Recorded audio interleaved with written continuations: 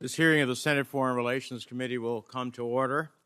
Mr. Secretary, welcome back to the committee. We appreciate you being here with us today.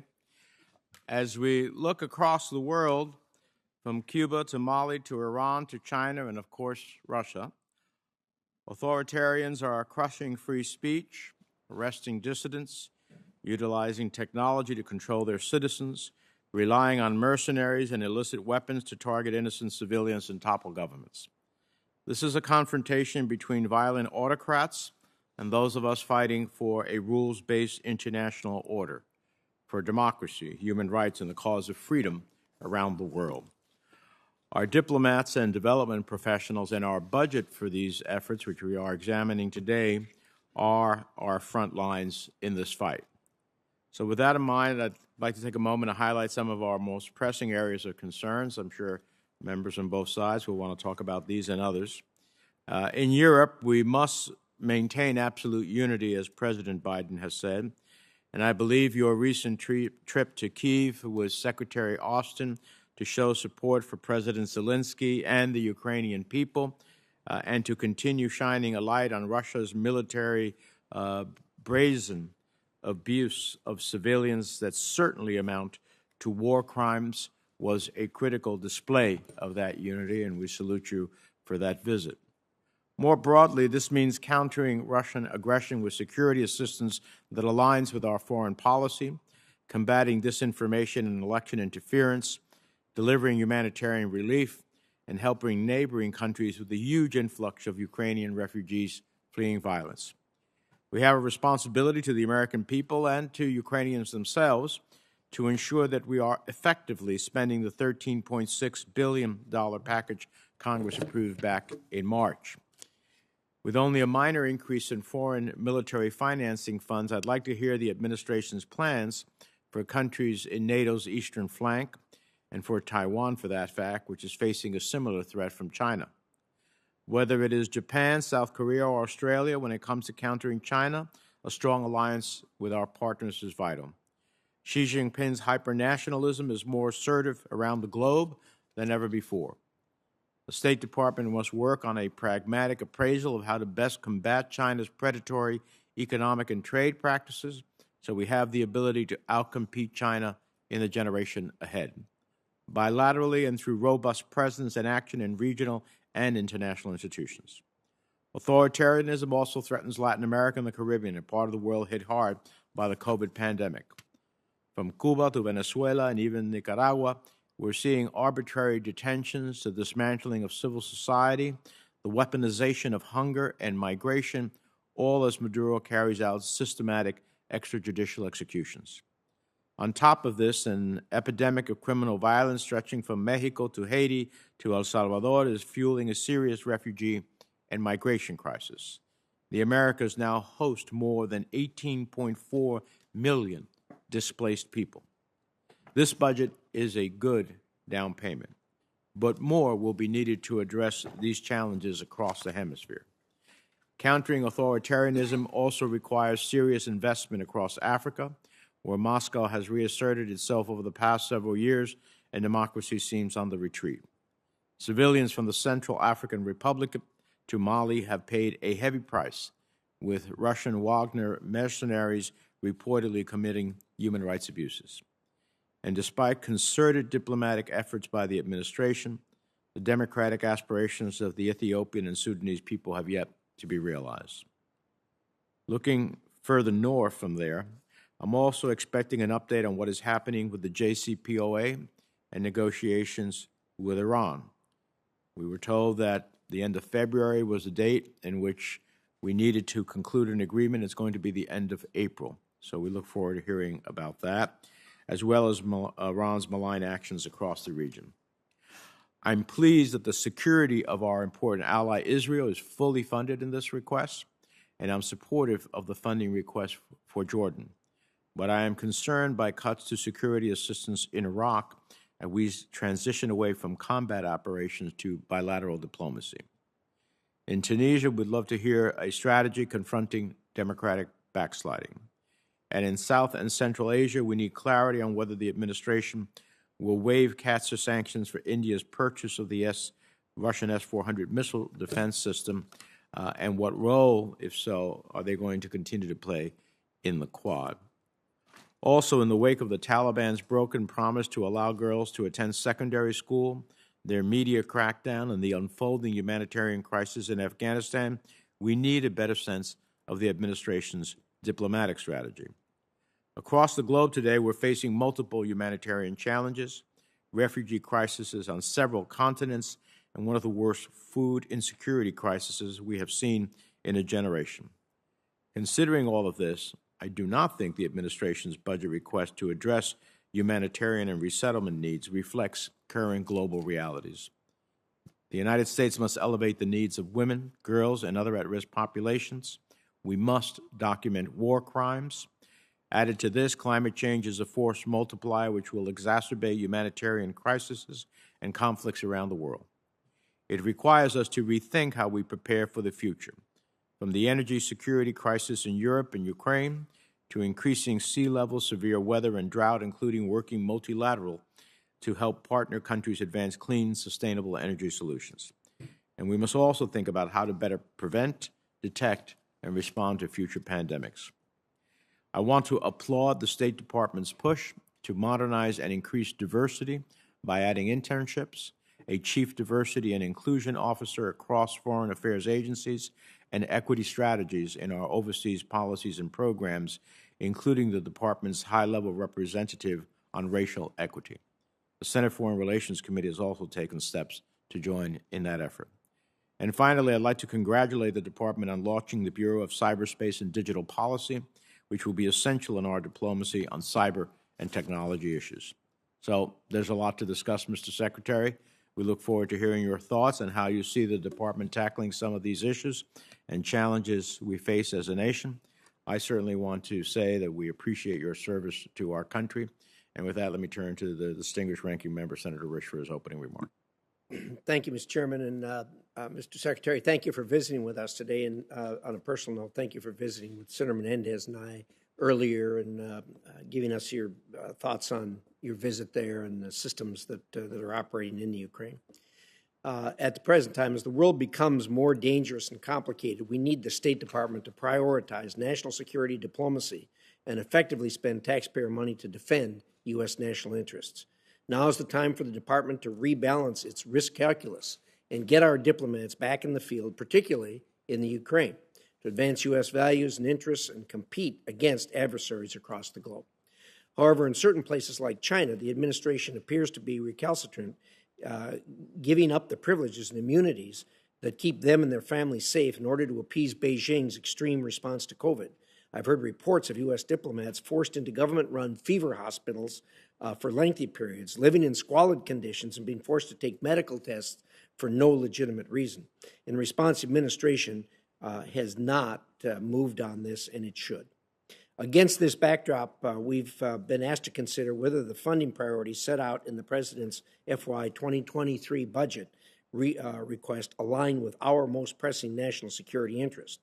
Just as last year, there are bright spots. For example, while I have major concerns about the ambiguous request for $6.5 billion in mandatory spending, I do appreciate the emphasis on global health security within the discretionary budget.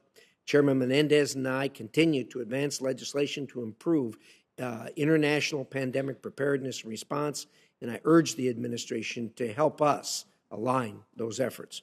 I'm disappointed by the failure to present a concrete proposal to reform U.S. international food aid, particularly in light of the global food crisis exacerbated by Russia's brutal war in Ukraine. I am, however, pleased to hear the President and administration is open to ideas. Let's get to work on that. However, overall, the request continues a destructive pattern of asking for more resources to advance policies that run counter to U.S. interests, including for energy projects utilizing slave labor from Xinjiang, providing billions of dollars to an unaccountable green climate fund, and proposing to increase U.S. contributions for UN peacekeeping in contravention of the historic Helms-Biden agreement. Meanwhile, this budget request undercuts security and humanitarian assistance. Mr. Secretary, I'm very glad that you and Secretary Austin went to Kyiv just a few days ago to show U.S. support for Ukraine. Our embassy needs to open up again. All our European partners are already back there. We need people on the ground to help Ukraine meet its needs immediately. And I was impressed by your description of what you found there that would certainly open the door for us to reopen our embassy there.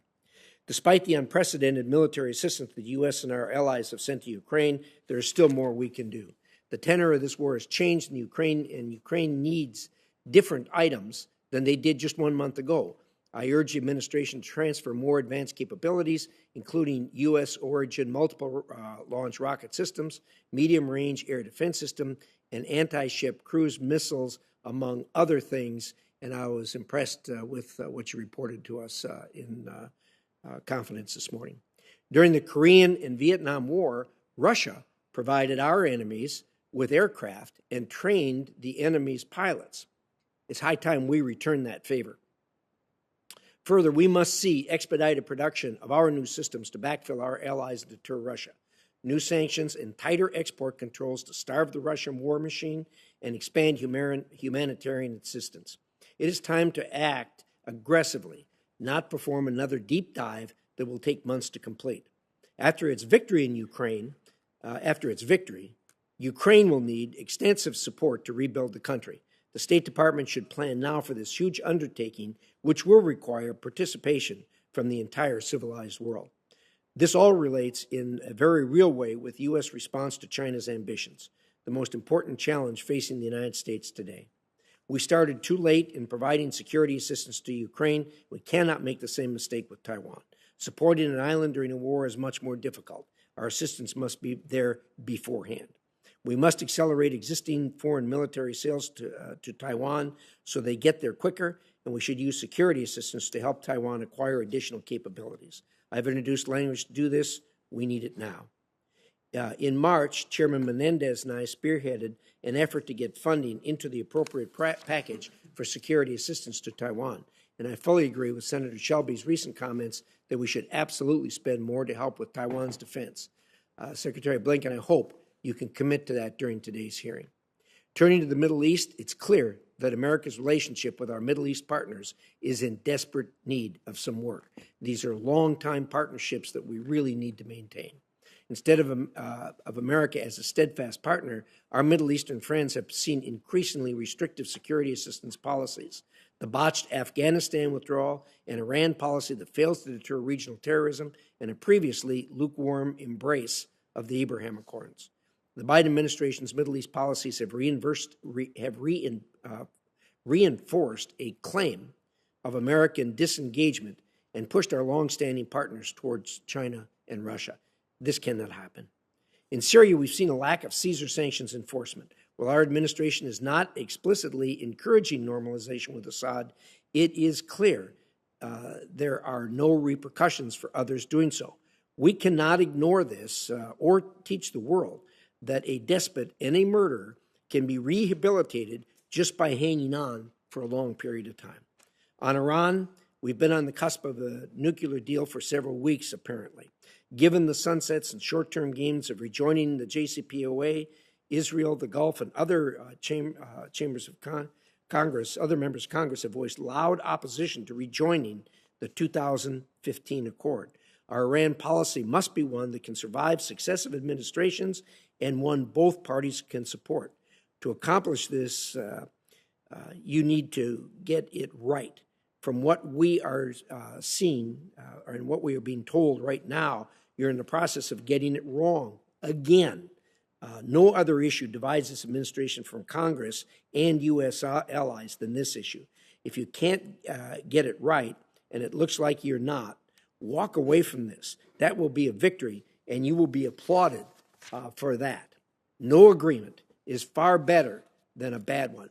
Israel will see that Iran never completes a nuclear weapon. Thank you, Mr. Chairman. Thank you, Senator Risch. With that, Mr. Secretary, the floor is yours. Your full statement will be included in the record without objection. Thank you very much, Mr. Chairman. Could you put your microphone on? I don't think it's on. Let's see. How's that? Good. Good. Mr. Chairman, Ranking Member Risch, thank you. It's very good to be with you, to be with every member of this committee today, thank you for the opportunity to speak with you about the administration's proposed budget for the State Department. And as both of you noted, I just returned from Kyiv with Defense Secretary Lloyd Austin, where together we demonstrated the United States' commitment to the government and to the people of Ukraine. I have to tell you, the trip left an indelible impression. We had a chance to talk about it a little bit before the hearing. As we took the train across the border and rode westward into Ukraine, we saw mile after mile of Ukrainian countryside, territory that just a couple of months ago, the Russian government thought that it could seize in a matter of weeks. Today, firmly Ukraine's. In Kyiv, we saw the signs of a vibrant city coming back to life, people eating outside, sitting on benches, strolling. It was right in front of us. The Ukrainians have won the battle for Kyiv. And for all the suffering that they've endured, for all the carnage that Russia's brutal invasion continues to inflict, Ukraine was and will continue to be a free and independent country. It's impossible not to be moved by what the Ukrainians have achieved. It's also impossible not to believe that they will keep succeeding because they know why they fight. Seeing this, I have to tell you, I felt some pride in what the United States has done to support the Ukrainian government and its people, and an even firmer conviction that we must not let up. Moscow's war of aggression against Ukraine has underscored the power and purpose of American diplomacy. Our diplomacy is rallying allies and partners around the world to join us in supporting Ukraine with security, economic, humanitarian assistance, imposing massive costs on the Kremlin, strengthening our collective security and defense, addressing the war's mounting global consequences, including the refugee and food crises that you both alluded to. We have to continue to drive that diplomacy forward, to seize what I believe are strategic opportunities, as well as address risks presented by Russia's overreach as countries are reconsidering their policies, their priorities, their relationships. The budget request before you predated this crisis, but fully funding it is critical, in my judgment, to ensuring that Russia's war in Ukraine is a strategic failure for the Kremlin and serves as a powerful lesson to those who might consider following its path. As we're focused intensely on this urgent crisis, the State Department continues to carry out the missions traditionally associated with diplomacy, like responsibly managing great power competition with China, facilitating a halt to fighting in Yemen and Ethiopia, pushing back against the rising tide of authoritarianism and the threat that it poses to human rights. We also face evolving challenges that require us to develop new capabilities, such as the emergence and reemergence of infectious disease, an accelerating climate crisis, and, of course, a digital revolution that holds both enormous promise but also some peril. Last fall, I had an opportunity to set out a modernization agenda for the department and for U.S. diplomacy to respond to these complex demands. In no small part, thanks to the FY22 budget approved by Congress, we've been able to make real progress on this agenda, though much remains to be done. To give just a few examples, we have strengthened our capacity to shape the ongoing technological revolution so that it actually protects our interests, it boosts our competitiveness, it upholds our values.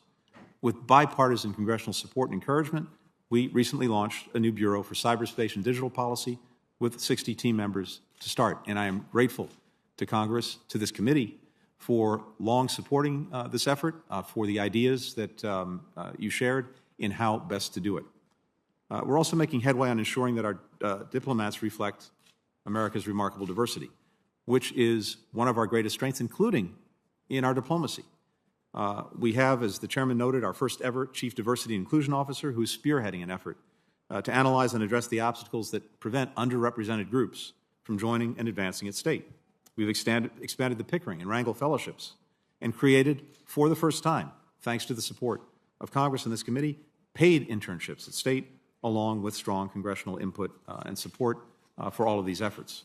And we're showing results. We recently welcomed a new cohort of 179 exceptional Foreign Service professionals. That's putting our department on track for its largest annual intake in a decade. My first 15 months in this job have only strengthened my own conviction that these and other reforms are not just worthwhile, they're essential to our national security and to delivering for the people we represent. Today's meeting marks, by our count, the 100th time that I've had an opportunity to brief Congress, which is one of the ways I've worked to meet the commitment that I made in my confirmation before this committee to restore Congress's role as a partner both in our foreign policy making and in revitalizing the State Department. Ensuring that we can deliver on the agenda will require sustained funding, some new authorities, and maybe most important of all, partnership from Congress. That's why I'm grateful for the Chairman and Ranking Member's request to establish a formal dialogue on the State Department authorization, a request that we have delivered on, and we're going to look forward to working in detail with you as the authorization process moves forward. If we want to deepen our capability in key areas like climate, like pandemic preparedness, like multilateral diplomacy, if we want to expand on Secretary Powell's vision of a Foreign Service training float and equip our workforce with the training, with the tools, with the technology that we need for today's challenges, we need some additional resources, and those are set out in the budget.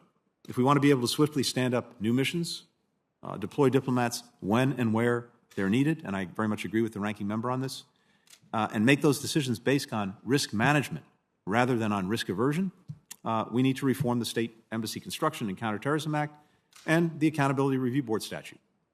That's laid out as well. If we want to rapidly scale up in response to crises like refugee surges and epidemics, while also avoiding costly overhead, we need more flexible domestic hiring authorities. This is not about advancing the goals of any one administration, any one party. It's about refocusing our mission and purpose on the forces that really affect the lives of our fellow citizens, their livelihoods, their security for decades to come. So I very much appreciate this opportunity to speak today about why this matters and look very much forward to continuing to make this committee and Congress as a whole a full partner in these efforts. Thank you. Well, thank you, Mr. Secretary, for your opening statement. We'll start a round of questions. I'll start myself. Your visit to Ukraine, I'm sure members of the committee will want to hear in terms of President Zelensky's request for assistance, both militarily and otherwise. Are we aligned with his requests? Are we going to move forward and seek to fulfill his requests? And in that regard, what can you tell us about your several-hour meeting with him? Mr. Chairman, in short, yes. And let me speak very briefly to this. First, we started making sure that the Ukrainians had the equipment that they needed to repel a potential Russian aggression way back before the aggression started. The first presidential drawdown was back Labor Day of last year, a very significant drawdown, a second one of about $200 million around Christmas time, again, well before the aggression. And then, of course, we're now on our 8th drawdown. And we have tried to focus these drawdowns on the equipment that we believe the Ukrainians need and can most effectively use right away to repel the Russians. And indeed, their success is primarily because of their incredible courage and determination, but it's also because we were able to equip them with what they needed. For every tank that the Russians have had in Ukraine, we've managed with 30 allies and partners in one way or another to provide about 10 anti-armor systems. For every plane that the Russians have flown in the skies, there have been about 10 anti-aircraft munitions of one kind or another. But as you point out, the nature of this battle is changing to eastern and southern Ukraine. They're adapting to that. We're adapting to that. We spent a great deal of time with President Zelensky, the chief of his military, their defense secretary, going through what it is they believe they need to effectively prosecute the battle going forward. Secretary Austin is in Germany today with representatives from, I think, close to 40 countries, focused on making sure that we are either delivering ourselves or finding the countries to deliver what it is the Ukrainians need. And I can just say broadly, and we can go in more detail in a different setting, I think we're largely aligned in what they say they need and what we think we're able to provide. The last thing I'd say, Mr. Chairman, we're doing this very quickly. In the past, it's taken from the time a president made a drawdown decision to getting equipment into the hands of the people who needed it, weeks. Now, often it's 72 hours, from the time of the drawdown decision to the time that equipment is actually in the hands of the Ukrainians. Let me ask you this. Based upon that, I will assume that we will be looking at supplemental requests because this budget, as you said, was drawn together before, and I think there is bipartisan support for such a supplemental request. Is that something we should be expecting shortly? Yes, yes, it is. Okay. And as we move forward, my final question is keeping our allies engaged with us in putting the sanctions pressure on Russia and continuing an all-out effort to try to tighten the noose around Putin's neck. Is it your sense at this point in time that we'll be able to keep the allies on board in the longer term? I believe so, yes. We've had remarkable solidarity to date. A lot of work went into this. One of the advantages, in a sense, of having a long lead into this, because we, as you know, and we told the world, we saw this coming for some months, is we were able to prepare effectively, not only in terms of the military assistance, but also in terms of getting countries together to be prepared to impose massive consequences on Russia. Back in October of last year, President Biden got together with the leaders of France, the United Kingdom, and Germany, including the incoming chancellor as well as the outgoing chancellor, and showed them in detail the information that we had about the looming Russian aggression. This really concentrated minds on the need to be prepared. We spent several months working intensely with allies and partners, including on sanctions. That's why in December, we were able to say that there would be massive consequences and mean it, know that we could back it up, and there have been. The challenge now is making sure that we not only sustain that, but that we build on that, and I believe we will. Thank you. Now, let me turn to a different topic, Iran.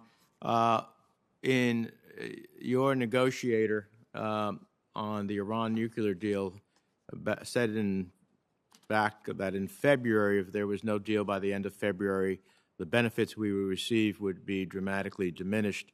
It is now the end nearly of April, 2 months later. So can you give us where we're at on that? And importantly, can I get a commitment from you on holding an open Iran hearing before the Memorial Day recess? On the latter question, in short, yes. We will make sure that we get that done. Second, in terms of where we are, without belaboring it, we inherited a very challenging situation.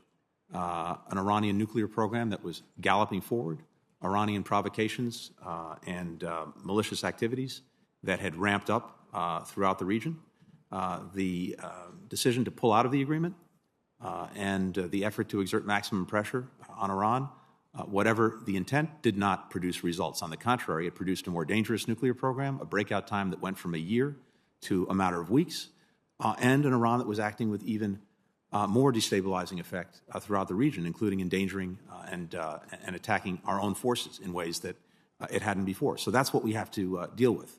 We continue to believe that getting back into compliance with the agreement would be the best way to address the nuclear challenge posed by Iran, and to make sure that an Iran that is already acting with incredible aggression doesn't have a nuclear weapon or the ability to produce one on short notice. Here's the challenge we have, Mr. Secretary, and because my time is running out. Please. And I've been generous and want to make sure your answers are full. Thank you. 6 months, which is what I hear is the ability to get into an agreement, a breakout time, is far less than it was a year ago, and I understand why.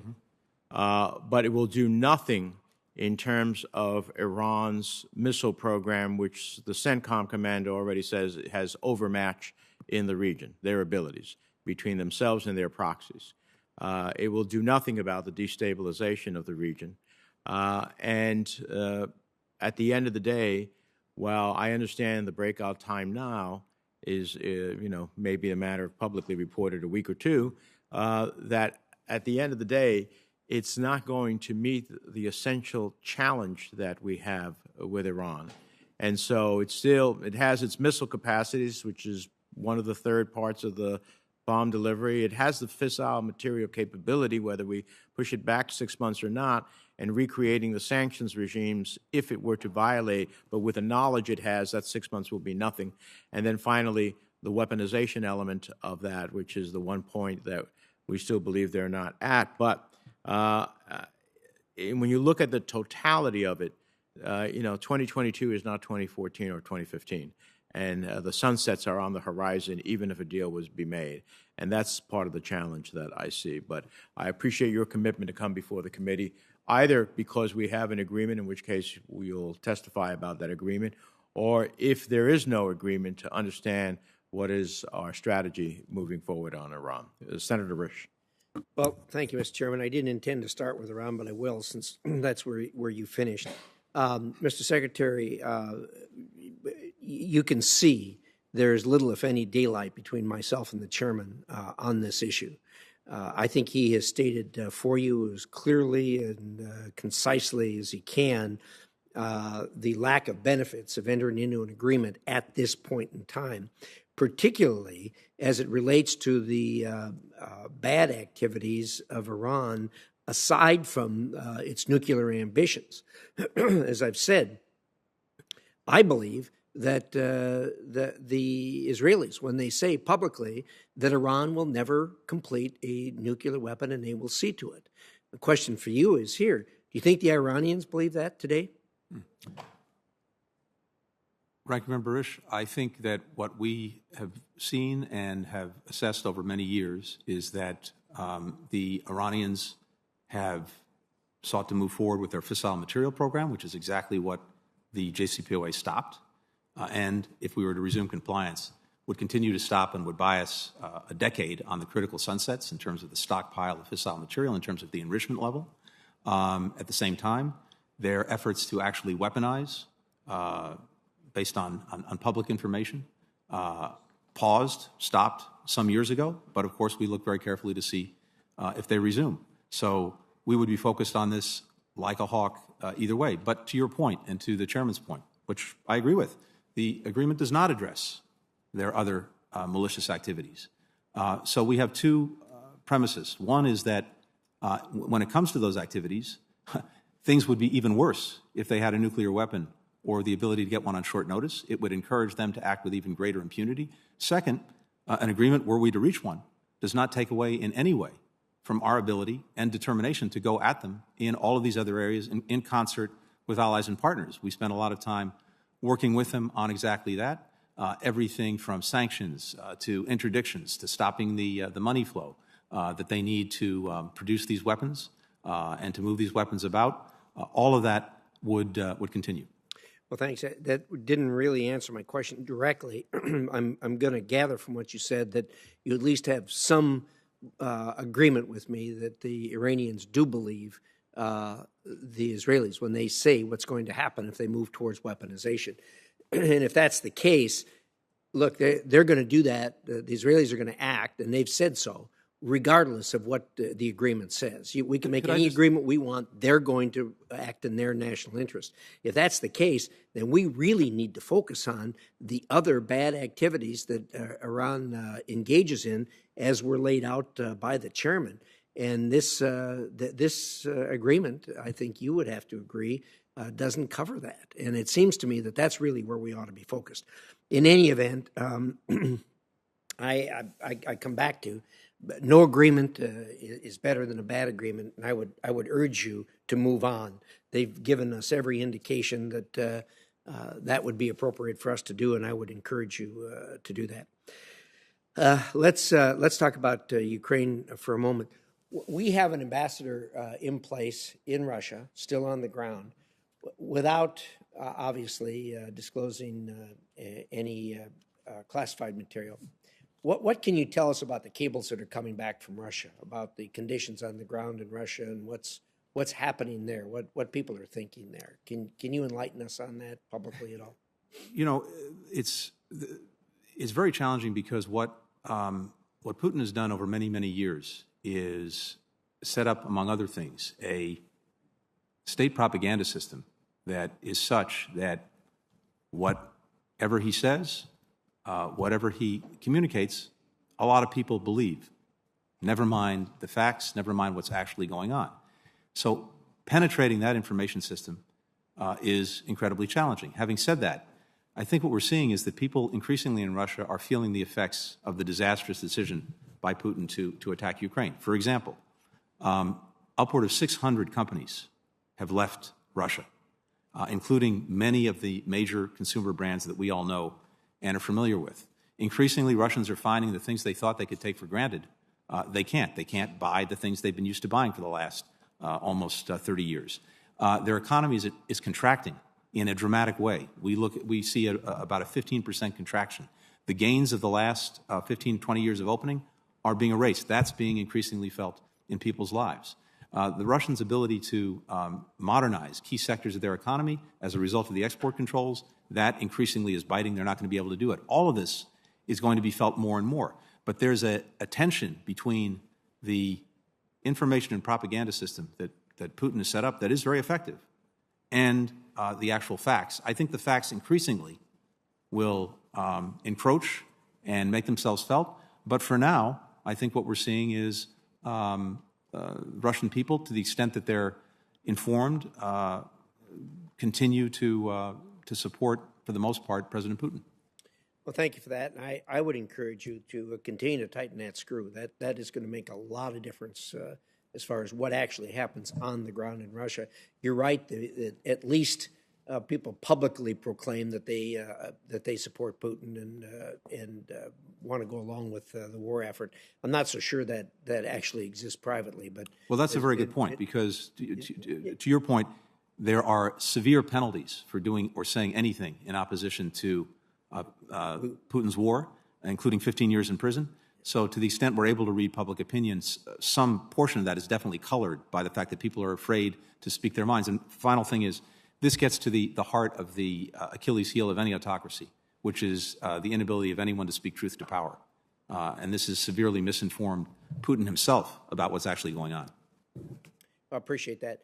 Briefly, since my time's almost up, obviously we need to focus on China. China is the major, over this century, China is going to continue to be the major challenge that we have. And with what we've just gone through with Ukraine, I think it's important that we walk and chew gum at the same time and understand that the Taiwan issue is there, and that we ought to be thinking about that as we go forward. And obviously, the chairman and I have worked on bolstering Taiwan's defense. We're going to continue to do that. We look for you as a partner in that. It's certainly important as we go forward. It's going to be another challenge. With that, my time is up. Thank you. Thank you, Senator Risch. Let me follow up first on one of Senator Risch's points, and that is what's going on in Russia.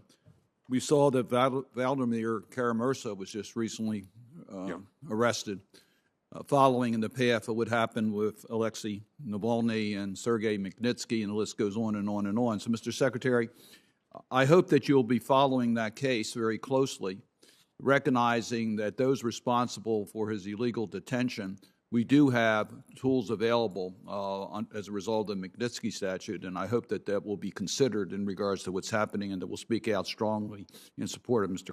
Kara-Murza. In short, yes. And first of all, let me just say how much we appreciate your leadership for many years on this, including on Global Magnitsky, including as a part of the Helsinki Commission. We are very focused on this, very focused on making sure that Russia continues to be held to account for its human rights abuses, not only in Ukraine, but in Russia itself. Thank you. I appreciate that. Let me focus on Ukraine for one moment. Senator Hagerty and I have sent you a letter in regards to the subcommittee on the management of the State Department in regards to returning our mission to Kyiv. You've indicated that we are trying to comply with all the requests that are being made by President Zelensky. One is certainly to have our mission locate again in Kyiv. It is critically important. We have a new ambassador that's been named. We would like her to be stationed in Kyiv. We recognize that you are doing some work in Lviv, but Kyiv is the capital. Can you just tell us your plans on returning our mission to Kyiv, and whether you will comply with the request we made that we have a briefing as to the steps necessary to make sure that our mission is safe in Kyiv? Yes. First of all, when it comes to a briefing, yes, we'll certainly do that. I appreciated your letter, the letter from you and Senator Hagerty. The two things. We are sending diplomats back to Ukraine this week, and they will begin to assess how we can most effectively and securely reopen the embassy in Kyiv. And without going into too much detail in this setting, I anticipate that we will be in Lviv and then head to Kyiv, subject to the President's final decision on that. But we are moving forward on that. We want to have our embassy reopened, and we're working to do that.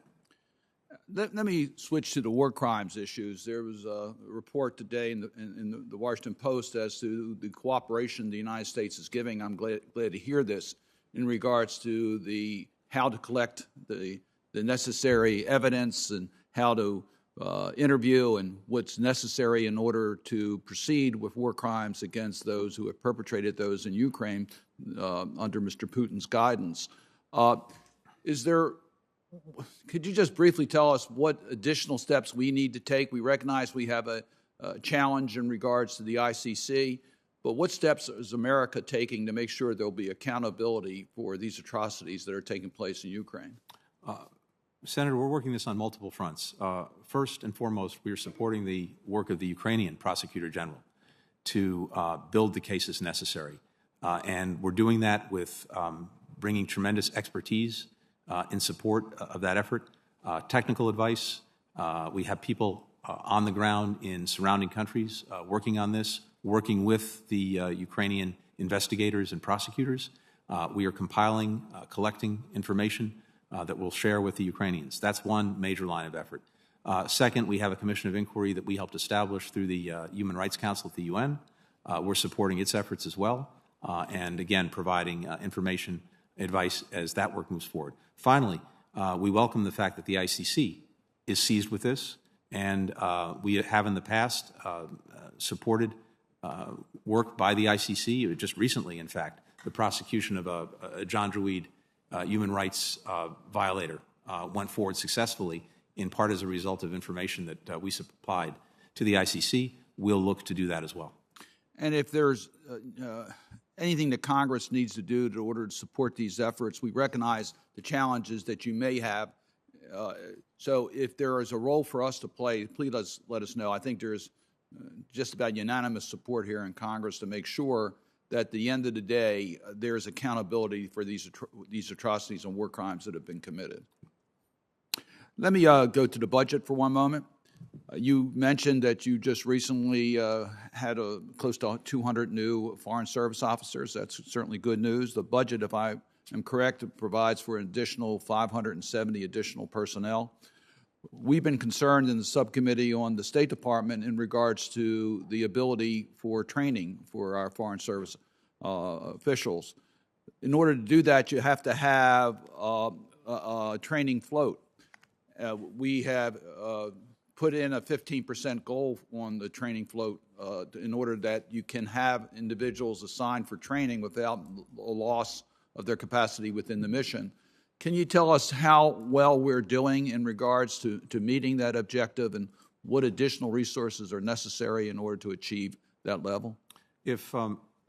First of all, I really want to thank Congress, this committee, as well as the appropriators last year, as well as hopefully this year, into giving us the resources we needed to bring in a record number of new people to the department. And this budget would fund an additional 500 plus new positions.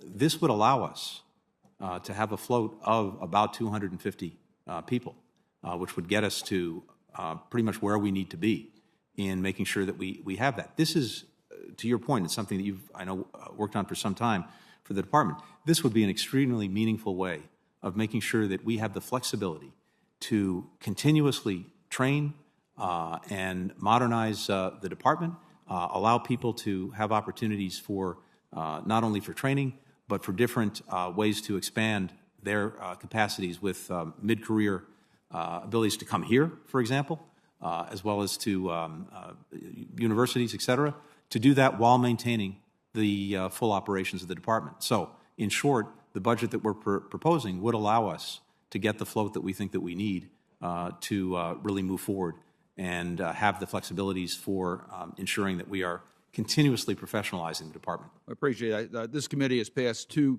bills in regards to improving the training capacity at the State Department. So you need to have the personnel in order to take advantage of that. So I'm glad to see that we're on track in order to accomplish that. Next will be Senator Romney is recognized. Thank you, Mr. Chairman. Mr. Secretary, it's good to see you and appreciate your willingness to be here today, and appreciate in particular your visit to Kyiv, making clear to the people of the world our commitment to the people of Ukraine and to its leadership. This follows on the heels of what I and many others across the country had to feel was a disastrous departure from Afghanistan, and obviously the diplomatic and military and human crisis continues. Stories of hundreds of people who worked with us in Afghanistan being murdered by the Taliban, girls not being able to go to school. These things are obviously very troubling. And I think I and others were apprehensive about how we would deal with Ukraine, given how badly we had dealt with the situation in Afghanistan. Credit where credit is due. I think you and the administration deserve a great deal of credit for how well we have acted, providing intelligence to our allies early on, collaborating with our allies to have a united front on sanctions and our military support. I'm sure that looking back, there are things that we'll say we didn't get it exactly right, but overall, it has been a success so far, and want to compliment you on that. I think it was unfortunate that one of the headlines that came back from your trip was that our purpose was to diminish the Russian military capacity. That may be a byproduct, but our mission there is to help the people of Ukraine have freedom and sovereignty, which they richly deserve. One of the great challenges that's already been mentioned is with regards to China. You know that they have a comprehensive strategy, that China's economic power is continuing to rise, their military power likewise, their investments both in ICBMs over the coming years, in their Navy and so forth is really daunting. They have attempted to pacify the world. They, of course, monitor and pacify their own citizenry and propagandize their own citizenry.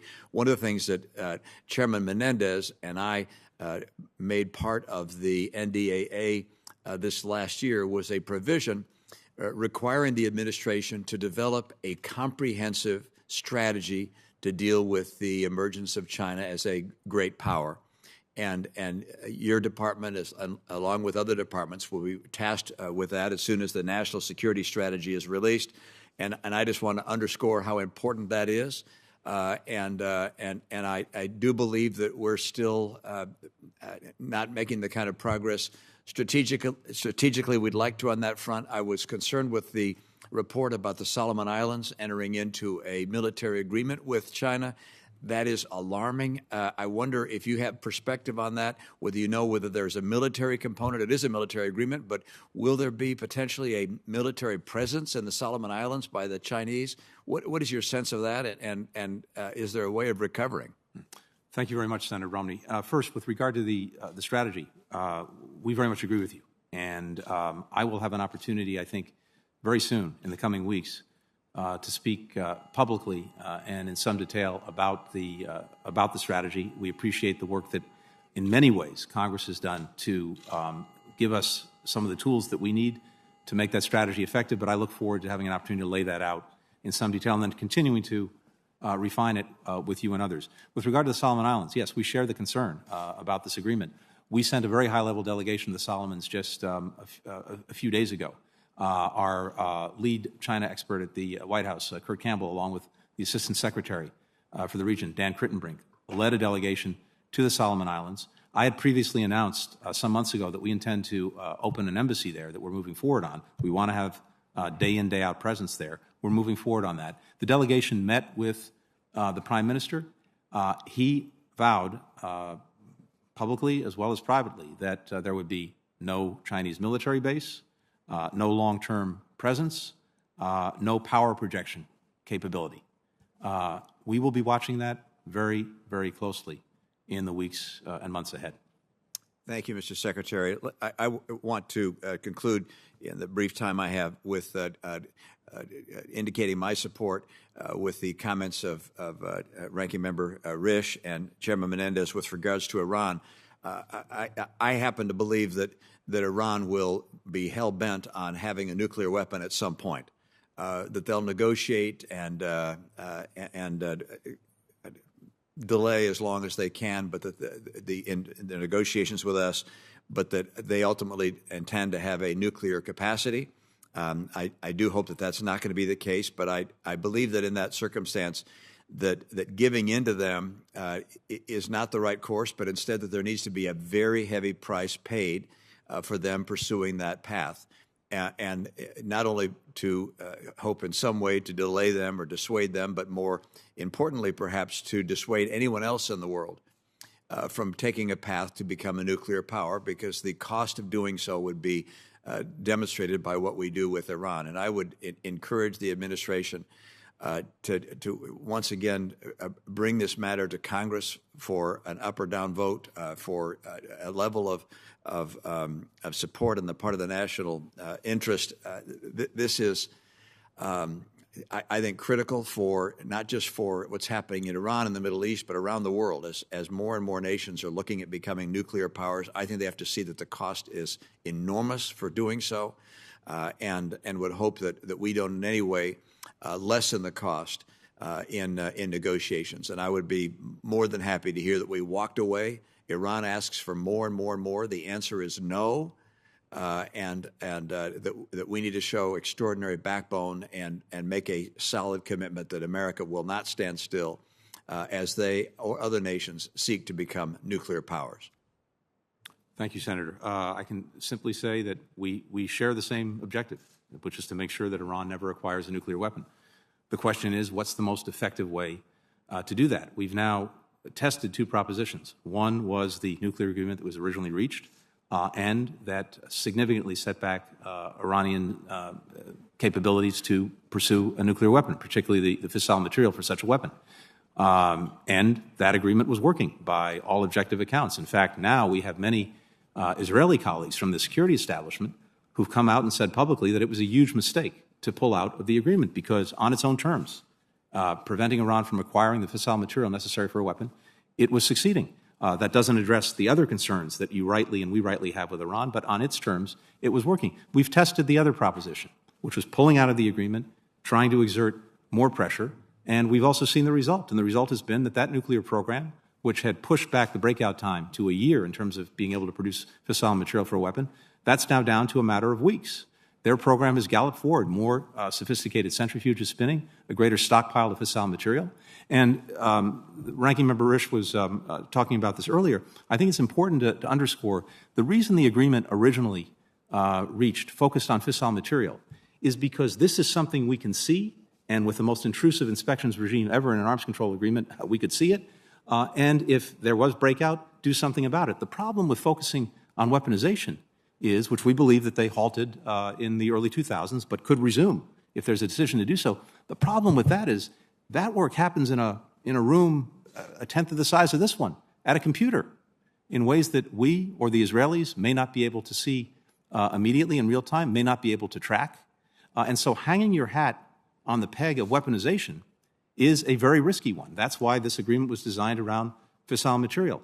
And we continue to believe that whatever the imperfections, if on its own terms we can get back into the agreement, it would be, of all of the answers that we have, the best one for the nuclear issue. However, we're not there, and I could not agree with you more, first of all, on the overriding objective that we have, and also with both the chairman, the ranking member, and you, the need to confront Iran on its other malicious activities. It's our understanding we'll have a separate opportunity in regards to the Iran agreement, and we appreciate the Secretary's willingness to work with our committee in that regard. It's my understanding Senator Murphy is available through WebEx. Good morning, Mr. Secretary. Senator? Thank you for taking the time with us. I'm sorry that I can't be there with you in person. I do not share my colleagues' skepticism of a renewed nuclear agreement with Iran, in part because the whole world has watched how difficult it is to craft a Western response to Russia's invasion of Ukraine, given Russia's status as a nuclear power. And I simply cannot imagine why we would wish for a policy that will allow Iran to be weeks, maybe months away from a nuclear weapon, given all of their malevolent activity in the Middle East? What about the last 2 months has been an advertisement that we would be better off if more of our adversaries had nuclear weapons? And I appreciate the clarification you made to Senator Romney's question, because it is true. We have tried the alternative. We have indeed attempted to apply significant costs on the Iranian economy and through President Trump's maximum pressure campaign. And in fact, the result was not that Iran came to the table on all of their other behaviors in the region. It was not that they held firm on the commitments that they had made in the JCPOA. It was, in fact, that they moved faster towards a potential nuclear weapon. They accelerated their research program. And so I want to maybe ask you one more sort of question to level set where we are today. You have stated, I think, very effectively that the maximum pressure campaign did not, in fact, have the effect of constraining Iran's nuclear weapon program. But for my colleagues that have significant concerns, rightly so, about Iran's support for terrorist organizations, for regional proxies, the money they put into their ballistic missile program, is there any evidence that during the period of time in which we have been out of the nuclear agreement, during the period of time in which we have applied these significant sanctions, including sanctions on the IRGC, that Iran has lessened their support for terrorist organizations or proxy organizations, or lessened the amount of money that they put into their ballistic missile program? Senator, to the contrary, no. What we've seen is two things. First, during the period of time when the original agreement was being negotiated, go back to 2012, through its entry into force and the time when the Trump administration pulled out, 2018. 2012 to 2018, there were virtually no attacks on American presence in the Middle East. When we pulled out of the agreement, when we imposed the foreign terrorist organization designation on the IRGC, and when Soleimani was killed, and no one is shedding any tears for his demise, but I'm just stating the facts, when those things happened, the attacks on our forces, on our personnel, on our people went up dramatically. In fact, from 2019 to 2020, they went up 400%. So we've seen that effect. Similarly, and it's an unfortunate fact of life that Iran is willing to dedicate what resources it has to supporting its military, to supporting its various tools of destabilization and terror, including the IRGC Quds Force, irrespective of what its revenues are from other sources. And so we've seen sustained support for those forces even during maximum pressure. Again, we share the same objectives. The question is, how do we most effectively reach those objectives? That's what we're concerned with. Well, thank you for that response. And I think you will find many of us on this committee very supportive of your efforts to reenter that agreement. Let me turn to one other topic, and that is the topic of human rights. The assault on Ukrainian democracy, I think, has elevated the need for us to be incredibly consistent between our words and our actions on supporting human rights and democracy. You and I have had a number of conversations about the pace of reform in Egypt, a country that enjoys more direct U.S. military support than almost any other in the world prior to the war in Ukraine. Buried inside your budget request is a curious proposal. That is a proposal to de-link human rights conditions from military aid to Egypt. I worry about the message that this would send to Sisi, but also the world. They have made tepid progress, even when presented with fairly minimalist requests for reforms. And I wonder why this would be a moment that the administration would be asking to separate the money we send to Egypt for military support from our human rights requests and our human rights work in Egypt. Senator, first, I really appreciate your focus on human rights. Indeed, it's central to President Biden's foreign policy, and that applies across the world, including when it comes to Egypt. Let me just say quickly a couple of things. First, Egypt is a vital partner for us. It's a vital partner in trying to sustain and advance stability in the Middle East, to combat terrorism, It played a critical role last year when tensions rose dramatically in Gaza, and it's played an important role now in trying to keep things in check as well. So in many ways, it's a vital partner. It's also an important economic partner for us. At the same time, that does not divorce from our policy and our approach the need to focus on human rights and the concerns that we have about the Egyptian approach when it comes to civil society, when it comes to freedom of expression, freedom of assembly, political detentions, abuses, et cetera. I have engaged President al-Sisi directly on this at some length, including the first meeting that we had. We continue to meet and engage with human rights defenders, with civil society. Last year, we signed the Human Rights Council statement at the UN expressing our grave concerns the first time since 2014. And we reprogrammed some of the foreign military financing this past year because Egypt did not meet some of the objectives that we set out in terms of making progress on human rights. And that will continue to be the case going forward. It is, however, important to us to have maximum flexibility in being able to deal with this and deal with this effectively. I'd also say that going back to the conversation on Russia and Ukraine, this is a critical time, too, in the relationship with a number of countries, particularly countries that may be reconsidering their own relationships and potential dependencies on Russia. They're seeing how Russian military equipment is performing or not performing in Ukraine. They're seeing growing challenges to Russia being able to sustain and ultimately export its military equipment. They're making different decisions about the future. That presents a strategic opportunity for us, one we want to make sure that we also have flexibility to take advantage of. But I completely share your focus on and concern about human rights, including in Egypt. It will remain a central part of our policy, even as we work to strengthen what is a vital partnership for us. Thank you. Well, very briefly, just count me amongst those who think it would be unwise at this moment to delink our human rights conditions from military aid. This is a country that still has more political arrests than Russia does. 60,000 people have been arrested for political crimes in Egypt. That's a stunning number. And as to your point, finally, about countries that are rethinking their traditional association with Russia. Senator Shaheen Tillis and I are just back from a trip to the Balkans. I think Assistant Secretary Donfried is there this week. Tremendous opportunities in the Balkans to try to shift alliances and allegiances there. Bosnia is a place where there is a rapid deterioration of the security situation. We have to pay close attention there, but many opportunities around Russia's periphery to convince folks that it's time Thank for you. them to stop The sitting on Senator's two chairs. time has Thank you very much, expired. Mr. Chairman. Thank you. Look forward to working with you on that. And I would ask the clerk to make sure he starts the clock because we have a lot of members who want to ask questions. Senator Portman.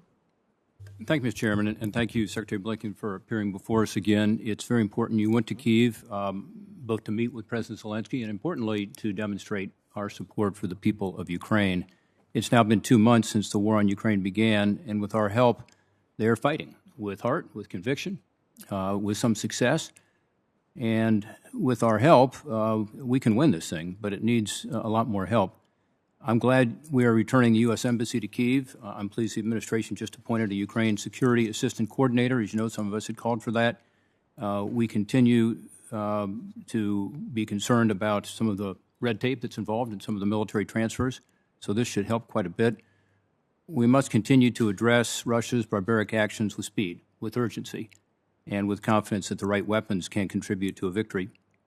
The Kremlin must know that the free world stands united against them. I'm also pleased the administration has finally nominated a U.S. ambassador to Ukraine. As you know, I believe this is long overdue, and I look forward to Bridget Brink's testimony before this committee as soon as possible. I want to talk to the chairman about that. Energy revenues continues to be the main source of income fueling Russia's war machine. As you know, energy is their top export. In fact, receipts from energy alone accounts for about 40 to 50% of the Russian budget. We've got to cut off this funding if we want to stop the increasing war effort from Russia. I was pleased that the administration banned the import of Russian oil, natural gas, and coal in the United States in early February, but that was only about 8% of our total petroleum imports. Other countries import a lot more. The larger issue at hand, of course, is the EU. and their reliance on Russian energy. Approximately 40% of EU gas comes from Russia, as well as more than a quarter of its oil. This means, Mr. Secretary, Europe is continuing to spend Russia roughly $870 million a day. $870 million a day in energy revenues compared to about $50 million a day the U.S. was purchasing on a daily basis. Again, money used to fuel the Putin war machine. Last month, I was pleased with the announcement of the joint task force with the EU on energy security for better coordination. It's now been exactly a month since this task force was established. Can you please provide us today with an update on the efforts and progress as it relates to reducing European reliance on Russian energy, and when can we expect a plan detailing the objectives of the task force and a strategy to achieve them? Senator, thank you very much. Can I first just start by applauding your leadership on Ukraine, both as head of the caucus here, but also just your continuous engagement going back from Munich Security Conference and well before that. It's greatly appreciated. It's made a real difference. With regard to energy, you're right. This is one of the critical areas where we have to continue to move forward, and we are and we will. The big challenge is, of course, European dependence on Russian energy that's built up over decades, particularly natural gas, but also oil. And let me say a couple of things very quickly. First, the Europeans have, I think, genuinely ambitious plans to move away from this reliance on Russian energy. The challenge is to put them into effect, and the other challenge is that in some cases this is not, no pun intended, like flipping a light switch. It is a process, and that's what we're working with them on implementing. So a few things to that end. First, I think you are likely to see in the coming weeks further progress on the oil side of the equation in terms of Russian imports. Gas is a bigger challenge. It's particularly acute for certain countries, including notably Germany, but also others. We have redirected significant amounts of LNG to Europe in the short term to help them compensate for any losses that they might have in moving away from Russian gas. That process is continuing, and we want to make sure that as they do that, there's backfill and there's significant amounts that's going to that. Secretary, just two quick questions. One, with regard to the task force, when can we expect a report from the task force, detailing what the objectives are and what the strategy is? And then second, with regard to LNG shipments, you just mentioned that. Actually, this is a central component of the initiative. The U.S. is now saying that we're going to give them 15 billion cubic meters this year, an additional 50 over the next decade. How has the administration, the task force, engaged with energy producers in the United States to follow through on these commitments? Your budget increases taxes on natural gas production. As you know, the administration continues to take steps to discourage new leasing for oil and gas development on public lands and waters.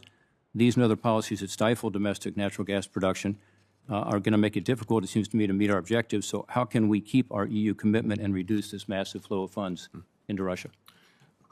Senator, I'm not an expert on the domestic policy component of this. I will say a couple of things. First, we've doubled the LNG exports to Europe since last year. Actually, since early this year, they've already doubled. The President has urged domestic producers to speed up production. There are, as you know, thousands of licenses that have gone unused, and hopefully they will be used to increase production. The task force, let me come back to you on when we can anticipate providing a report, but it's focused on diversification. It's focused on curbing demand and making sure that the backfill is there. It's also necessary to focus on an energy transition, because ultimately that's going to be the most effective way over time in making sure that there's genuine energy security. Secretary, a couple of the one thing that questions you I can't wanted to ask you. Let me just say the obvious, which is that you have a strong interest in these domestic policy issues now, because to stop the Russian war machine getting all this funding, which is your strong interest, I know you're going to have to be a voice for some reason in terms of an all-of-the-above energy strategy, including not stifling fossil fuels at this point, because we need them in terms of natural gas to Europe. On the coordinator, Lieutenant General Terry Wolf has now been appointed. I was glad to see that. As you know, I'm delighted we have somebody to be there as a coordinator. How is the State Department going to coordinate with him, improving the arms transfer process, which is your bailiwick? And does he report to you, the President, or the National Security Advisor? Terry is someone that I've worked with for a long time. He, as you may remember, was one of the lead coordinators for the counter-ISIL coalition that was established back in 2015. 2016, we worked very closely together. We'll continue to work very closely together in this effort. And he'll be working both with us at the State Department as well as reporting to the White House. But we have a long history of working closely together. Let me say, just repeat very quickly something I said earlier, which is that this process of transferring equipment to the Ukrainians is moving, in my judgment, very effectively and very efficiently. The drawdown authorities that we've used now 8 times, whereas it used to take sometimes weeks to get equipment to the Ukrainians, we're now getting things from the point the decision is made to draw down to getting it into Ukrainian hands in as little as 72 hours. So this is moving quickly. We have cut through a lot of red tape. At the same time, we've been going around the world looking for other countries that may have equipment that Ukraine can find useful. When it's come to authorizing the transfer of that equipment, if it has U.S. origin technology in it, I've done those authorizations in 24 hours or less to make sure, to your point, that we're moving things quickly. But having said all of that, we want to make sure that we continue to drive this as effectively and efficiently as possible. Terry will focus on that. I'll work directly with him. So will the White House. Who will General Pentagon. Who will General Wolf report to? Who will he report to? Question. Let me come back to you on exactly what the reporting line is. I don't know what the exact reporting line is, but I can tell you that he'll work directly with me as well as with the White House and, of course, the Pentagon. Thank you, Chairman. Thank you. Senator Van Hollen. Thank you, Mr. Chairman and Mr. Secretary. Welcome. Thank you for taking that trip to Kyiv with Secretary Austin. And I was just listening to Secretary Austin address some of our NATO partners about the need to continue to push and coordinate more weapons into Ukraine. And I do want to commend you for accelerating that process as the war has gone on. I want to start with a question about the Foreign Service Families Act. This was legislation that I teamed up with Senator Sullivan on. We co-chair the Foreign Service Caucus here. I want to thank the chairman and ranking member for working with us to include that in the passage of the last National Defense Authorization Bill. It extends to Foreign Service officers some of the same benefits we extend to our military folks deployed overseas, and also includes more opportunities for family members in order to continue to attract and retain a world-class foreign service. And thank you for your input as we worked on that passage. We're trying to implement the provisions now, and I'm not going to go through the entire list, Mr. Secretary, but just to give you one example, the legislation allows foreign service officers who are getting orders to deploy, to go to their missions overseas, to be able to terminate contracts, leases, that kind of thing. But in order to make that work in the real world, we need a system to make sure that landlords, for example, can verify that a foreign service officer does have, in fact, those orders to go overseas. The military has created a successful system to do that. We've been working with your team to try and do it. I want your commitment that we can accelerate this process. You've got it. First of all, you've been an incredible champion for the Foreign Service for a long time, and that is appreciated very much by the men and women of the State Department. Second, we want to make sure that we are putting in place these necessary tools and efficiencies to do right by the men and women who work for us. So, yes, in short, we'll try to move forward on that as expeditiously as possible. Thank you, Mr. Secretary. Yeah, there are a series of things. It's just a question of implementation, but the sooner we can get them in effect, the sooner the benefits will flow to the men and women of the Foreign Service. I want to follow up a little bit on Senator Portman's line of questioning with respect to sanctions and the issue of Russian exports of oil and gas and other commodities. And again, salute the administration for working with our allies to put in place punishing sanctions right away. And we've expanded those sanctions over time. But to my knowledge, and correct me if I'm wrong, we've not used any of the existing authorities to date to apply secondary sanctions to institutions overseas that may be aiding and abetting Russian oligarchs and others who may be aiding and abetting Putin. Is that right? I don't believe that we have, but that doesn't mean that we won't. And thanks to this committee, we now have at the State Department a senior sanctions coordinator, Jim O'Brien, a deeply experienced diplomat. One of the things that he's looking intensely at is sanctions evasion by other countries or entities. This is something that we're going to focus on relentlessly as we move forward. I'm glad to hear that, Mr. Secretary, because I think leakage in the sanctions only hurts our alliances and helps Putin. And I recognize that a lot of our European partners are working to reduce their reliance on Russian oil and gas, and that we're working with them to do that. And obviously, we want to accelerate that process as much as possible. What I am worried about is reports of certain countries that are increasing their imports of Russian oil and gas and commodities. Are you aware of countries that are doing that? We've been watching this carefully, and we've engaged with some countries where we've had concerns that they might be increasing their purchases, taking advantage of discounted prices that Russia's been forced to offer in order to get anyone to take this. And so, in short, yes, there are a few countries that we've engaged with to dissuade them from doing that. Well, Mr. Secretary, we haven't been successful at doing that yet, right? So according to the information I've got, in the month of March, China increased its trade with Russia by 12% in terms of actually additional goods being imported to China from Russia. And there are a number of other countries. The question is, you know, we made the right decision by saying that the United States is not going to continue to import Russian gas and oil. But if that oil is just on the international market and Putin's able to sell it to somebody else, it obviously doesn't do us any good at all. So I guess my question is very blunt. Why aren't we applying secondary sanctions against countries that are increasing their imports of Russian commodities? So I'd say two things. First, where we can, it is far preferable to get countries to voluntarily not engage in these practices. And that's where our diplomacy is focused. Second, as we're dealing with the energy piece of this, and again, I agree with the general tenor of Senator Portman's remarks, we have to do it not only effectively, we have to be as smart as possible about how we do it and when we do it. And so, for example, we want to make sure that we are not taking actions in the near term that may have the result of spiking energy prices and thus lining Putin's pockets instead of taking resources away.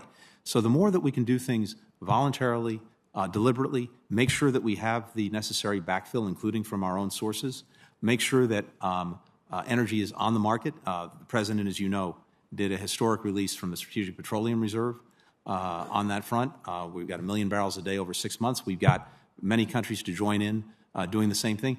We have to do it in a deliberate way so that we don't have an effect contrary to the one that we're trying to achieve. No, I agree with that, Mr. Secretary. But as you point out, there are countries that are taking advantage of discounted Russian oil prices. They're able to unload it at lower prices, and they're taking advantage of it, which only helps Putin. Just a statement in closing, which is one of the consequences of Putin's invasion of Ukraine has been our European partners have watched China's response. And I think that they've been extremely concerned with the fact that China first said that, you know, we're all in together. I do think this is an opportunity to work even more closely in practical ways with our European and other allies with respect to a coordinated approach with respect to China. I very much agree with you. The Deputy Secretary of State, Wendy Sherman, was just in Europe for a dialogue that we established with the European Union on China. She had a very, I think, productive session with the EU. You saw the results of the summit between the EU leaders and President Xi Jinping, which I think did not go to China's benefit because of the increasingly deep skepticism about China in Europe. China is paying a reputational cost to be charitable about it, sitting on the fence when it comes to Russia's aggression against Ukraine, never mind falling on the Russian side of the fence, something that it has to factor in. I think it's seeing that play out in its relationships with other countries, notably in Europe. Thank you. Senator Paul. While there's no justification for Putin's war on Ukraine, it does not follow that there's no explanation for the invasion. John Mearsheimer writes that the trouble over Ukraine actually started at NATO's Bucharest summit in 2008 when George W. Bush administration pushed the alliance to announce that Ukraine and Georgia will become members. Even with this 2008 announcement, though, most analysts acknowledge that it was unlikely that either country would ever be admitted to NATO because of opposition from France and Germany. Nevertheless, the U.S., including the Biden administration, insisted on beating the drums to admit Ukraine to NATO. Just last fall, you signed the U.S.-Ukraine Charter on Strategic Partnership, which renewed a commitment to the 2008 Bucharest Declaration supporting Ukrainian admission to NATO. Knowing full well that Ukraine was unlikely to ever join NATO since it had already been 14 years since they said they were going to become members, why was it so important last fall, before this invasion, to continue agitating for Ukraine's admission to NATO? Thank you, Senator. Not a question of agitating for Ukraine's admission. It's a question of standing up for the basic principle that we strongly adhere to, that there should be and will be an open-door policy when it comes to NATO membership. These are sovereign decisions for European countries to make, and of course a decision for the NATO alliance to make in terms of making sure that a country that wishes to join actually adds value to NATO. But this goes to the heart of the international system and the international order, and part of that is a basic principle that one country can't dictate to another the choices it makes about with whom it allies.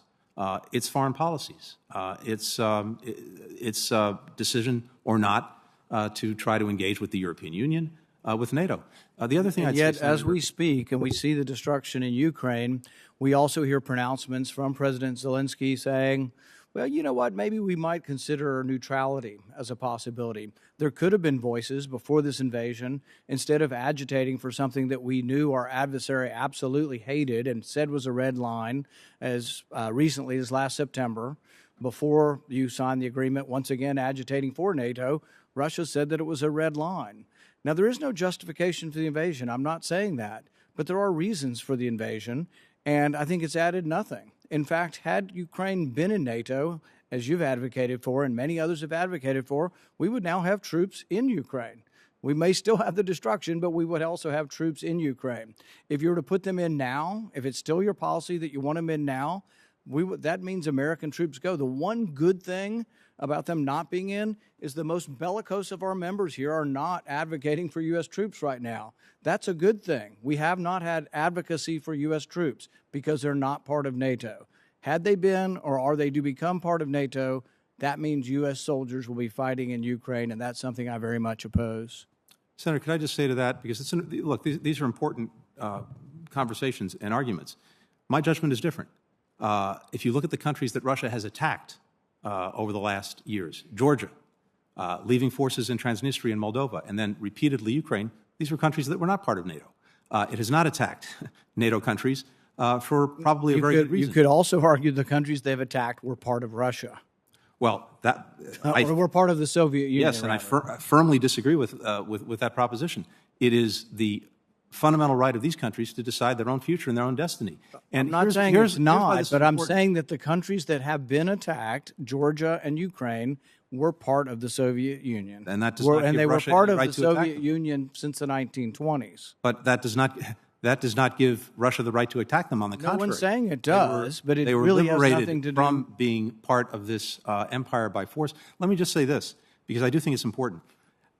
If you look at why President Putin went into Ukraine this time, we took very seriously the arguments that some Russians were putting forward back last fall, that they had concerns about Ukraine's eventual membership in NATO in terms of their security posture, Russia's security posture. What would this mean in terms of the placement of forces near Russia, weapon systems, et cetera? We sought to engage them on those issues in real seriousness, as well as engage them on deep concerns we have about many of the things we do that undermine our security. But when everything came to a head, it is abundantly clear, in President Putin's own words, that this was never about Ukraine being potentially part of NATO. And it was always about his belief that Ukraine does not deserve to be a sovereign, independent country, that it must be reassumed into Russia in one form or another. And yet, that is not something the discussions, we can let go with and yet the discussions between Zelensky and the Russians have included discussions of them assuming an unaligned or neutral posture. So that has been part of the discussion. And this is a sovereign decision for Ukraine to make. Yeah, but at the same time, we're all over the place, thinking we're coming to the rescue, and then maybe sometimes we're not. Maybe sometimes we're agitating for something like admission to NATO that makes it worse. Maybe Ukraine has more of an ability to make this decision if they're not being pushed and goaded by half the members of the Senate who want them in NATO. So perhaps it is not useful to be pushing them into NATO, and perhaps they will come to an agreement. But the other thing to remember about war is war very rarely ends in complete victory by either side. I'm proud of how well the Ukrainians have fought. I'm supportive of their cause. But I would say it's very unlikely they're going to now invade, take over Russia, and depose Putin. I think the most likely and the best outcome would be some sort of stalemate, perhaps pushing them completely out of Ukraine. But even pushing out of Ukraine is still a great step from where we are now. So there may well be a negotiated peace. Would the U.S., would President Biden be open to accepting Ukraine as an unaligned, neutral nation? We, Senator, are not going to be more Ukrainian than the Ukrainians. These are decisions for them to make.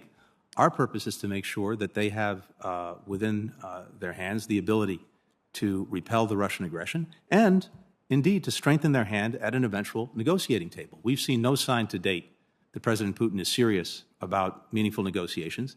If he is, and if the Ukrainians engage, we'll support that. Thank you. Senator Kaine. Thank you, Mr. Chair, and thank you, Secretary Blinken. With a 7-minute round, I'm going to start with 3 compliments and then get to my tougher questions about a region of the world that nobody's yet talked about, which is Central America. So 3 compliments. First, in my time on this committee and in the Senate, I have not seen an instance where the gap between U.S. prediction of activity and our European allies' prediction of activity was wider than with respect to Ukraine. What was Russia's intent, amassing troops on the border? And we could see this going back into about October. Everyone had the same facts, but the prediction of what Russia's behavior would be from the U.S. and many of our allies was very, very different. The compliment that I want to give you and the administration is, you basically took the position with European nations that said there's not going to be an invasion. We hope you're right.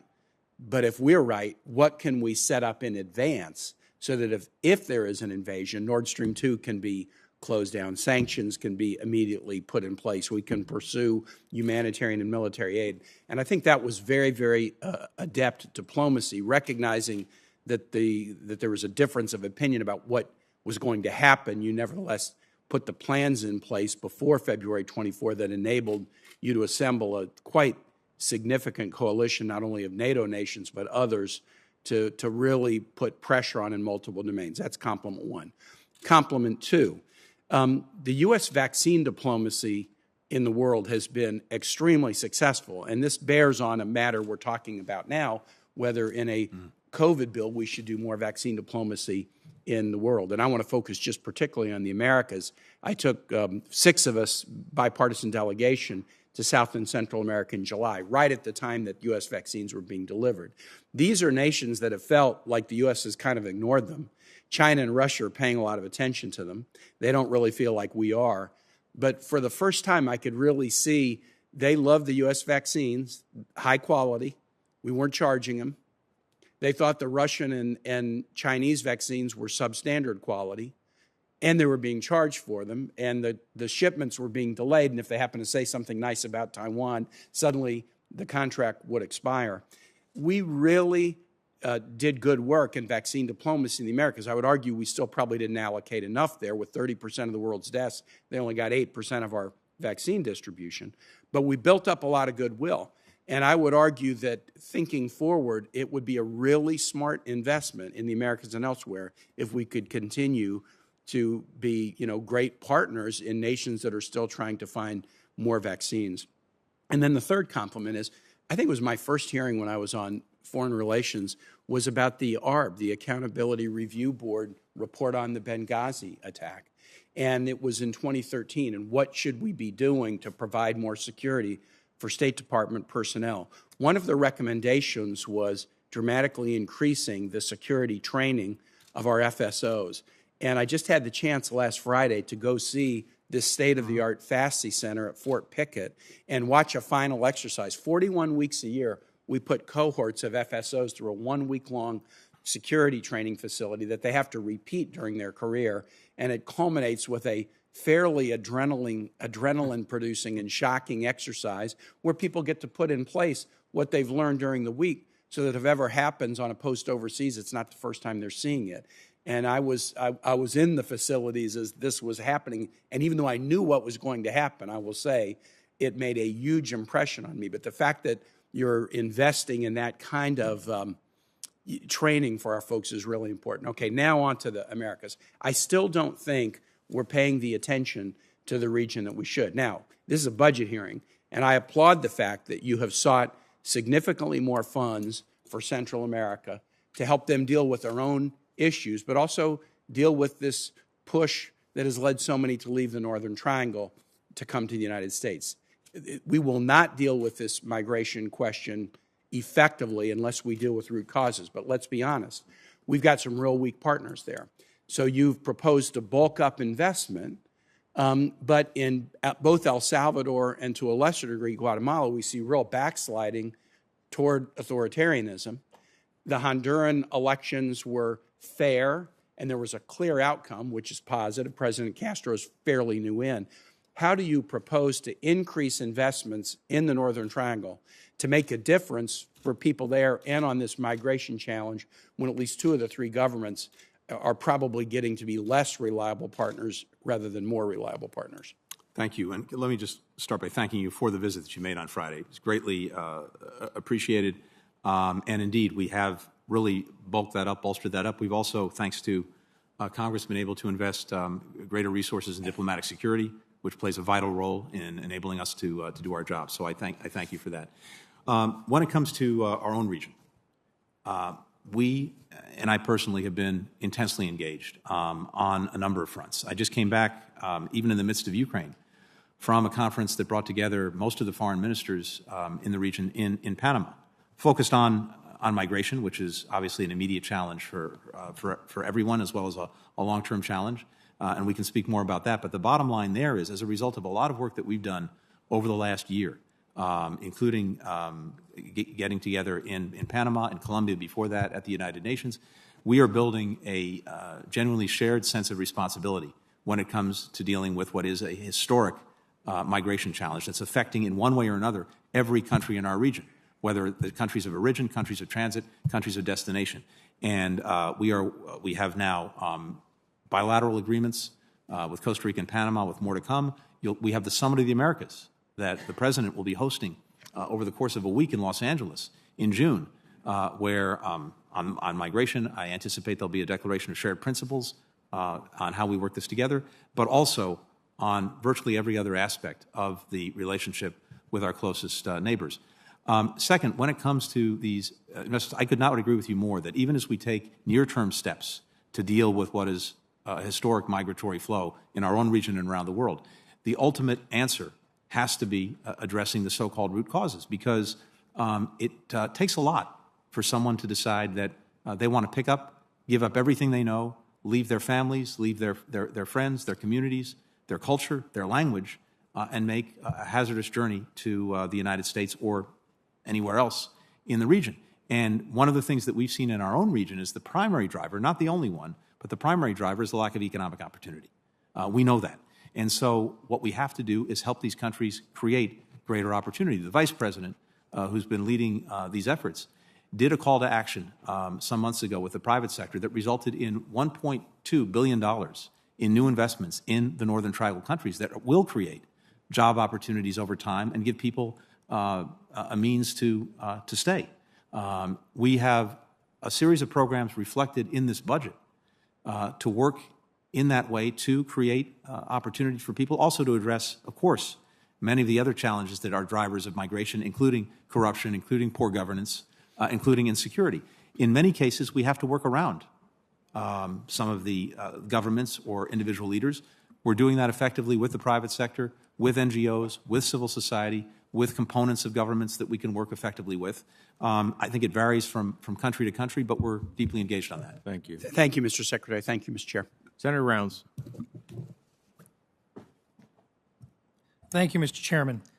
Mr. Secretary, first of all, thank you for your service to our country. Let me just begin by bringing back in a discussion that Senator Portman began and that you have shared. I think it's been a pretty frank discussion regarding the need to have additional energy production and the impact that that would have on your ability to work with our allies in Europe.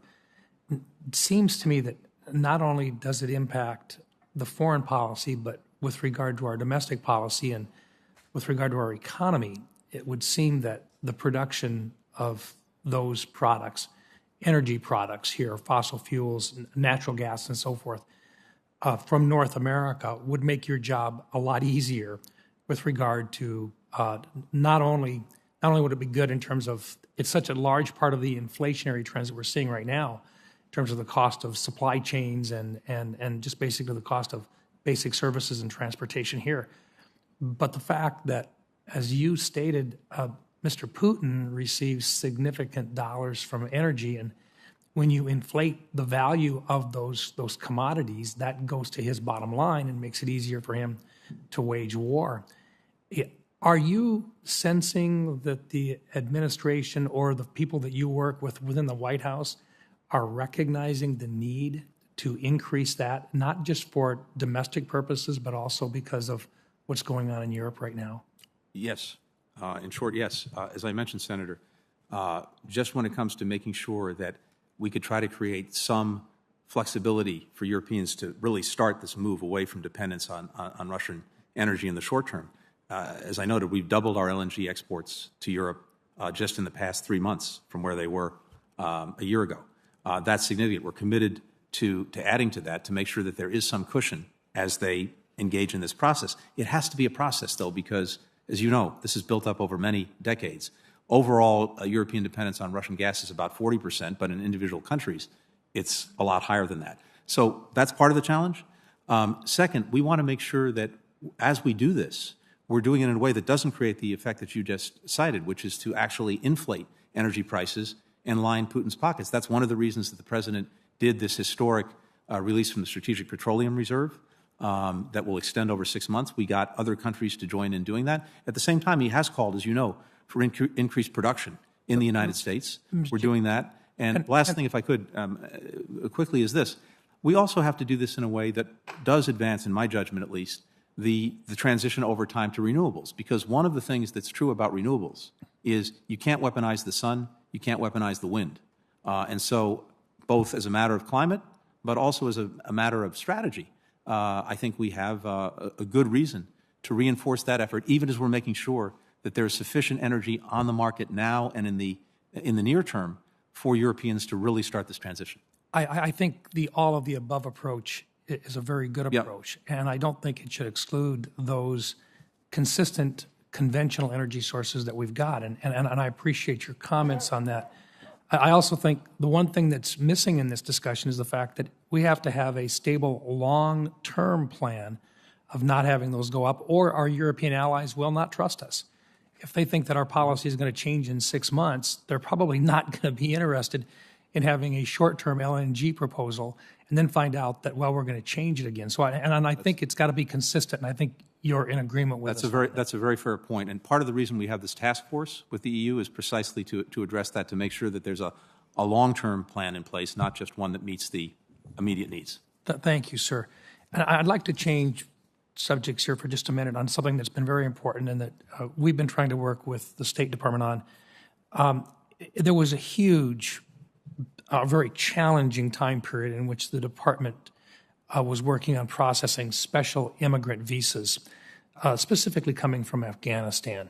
And unfortunately, this process is excruciatingly slow, and Afghans who risk their lives for our service members do remain in grave danger. For one example, we have an applicant that I had brought to your attention that received a chief of mission approval the day before your September hearing. Yet he was stuck in Afghanistan until early March and just received his visa last week. This outcome would not have been even possible had it not been for his risky move to flee to a third country. Yet he and his family still remain in a fourth country waiting for travel orders and the final resolution of an application submitted in 2018.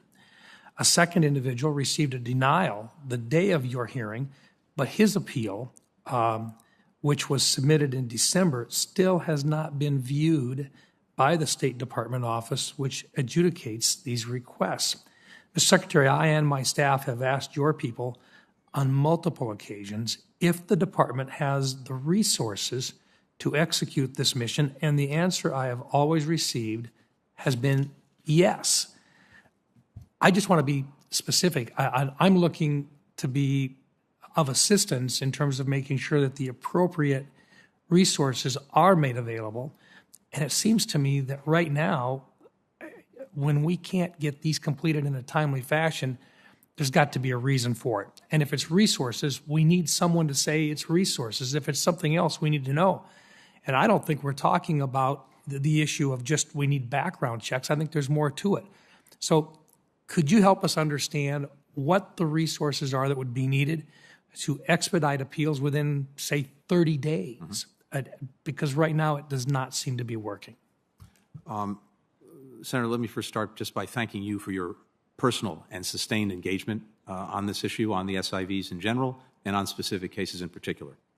It's greatly appreciated. I know it's especially appreciated by the people on behalf of whom you've been advocating. And we want to continue to work closely with you, with your staff on this. Let me just say a couple of things about this.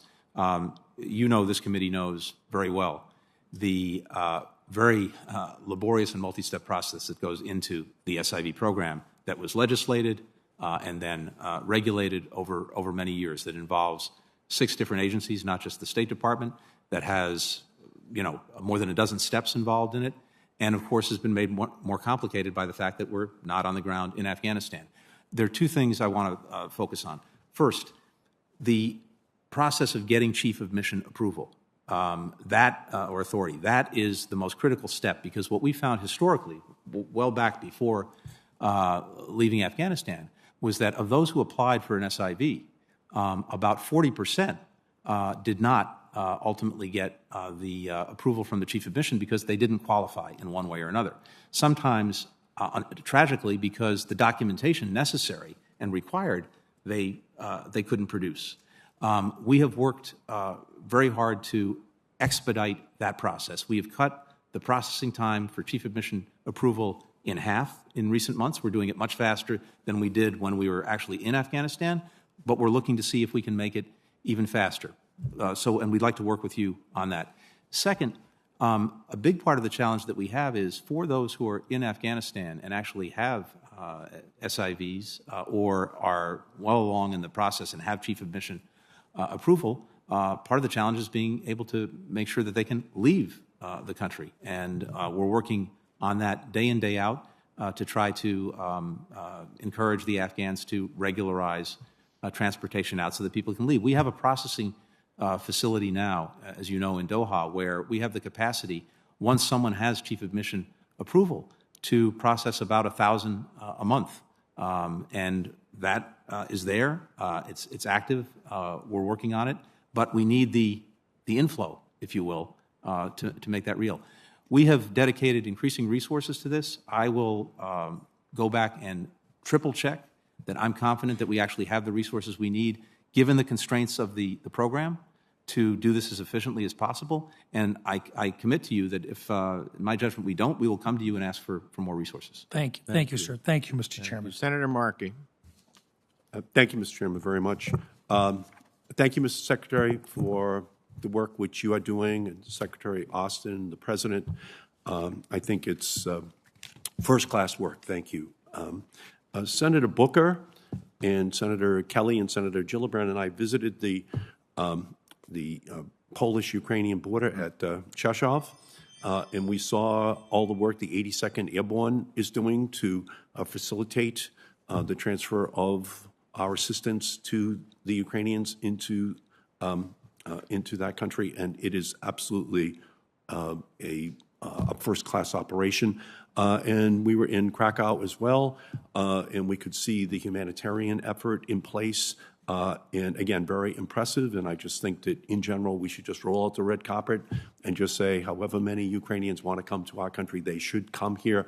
And as a Congress, we should finance that resolve so that we help the Ukrainians to ultimately defeat the Russians. So I just wanted to congratulate you on that. I appreciate the commitment which the Biden administration is making for our country to be a leader in vaccinating the world, but we're falling far behind. The world has a goal of 70% vaccination by the fall of this year. That is not happening. And as we know, we're just going to be setting ourselves up for a boomerang effect in terms of it coming back to us. As a co-chair of the COVID-19 Global Vaccination Caucus, I've been repeatedly calling for a significant federal investment in those efforts. We've called for inclusion of a substantial global COVID-19 response funding and any COVID-19 supplemental. That funding remains stalled. Mr. Secretary, a recent Harvard study indicated that the economic toll of COVID-19 so far is $16 trillion. We just can't afford to keep repeating history. Could you talk about how important it is for the Congress to pass a global COVID relief package so that the funding is there to put shots in the arms of people around the world so that, once again, a variant doesn't come back to haunt us in the United States?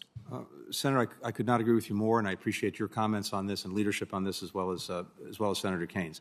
Let me say a few things quickly. First, substantively, I am absolutely convinced this is the necessary and right thing to do for the very reasons that you say, which is that we know that as long as COVID is somewhere, it could produce a variant that ultimately undermines everything that we've done and even defeats the vaccines that we've developed or the therapeutics that we put in place. So we have, I think, a very strong national interest and incentive to make sure that we are doing everything we can to put an end to this, not only in our own country, but around the world. Second, what we've seen is this. As Senator Kane said, this has been also a tremendous benefit to our foreign policy and to our standing in the world. The fact that the President has committed to donate 1.2 billion vaccines around the world, and we're now over 500 million that have actually been delivered, to do it primarily through COVAX, to make sure that it's done equitably, to do it with no strings attached, in stark contrast to other countries like China.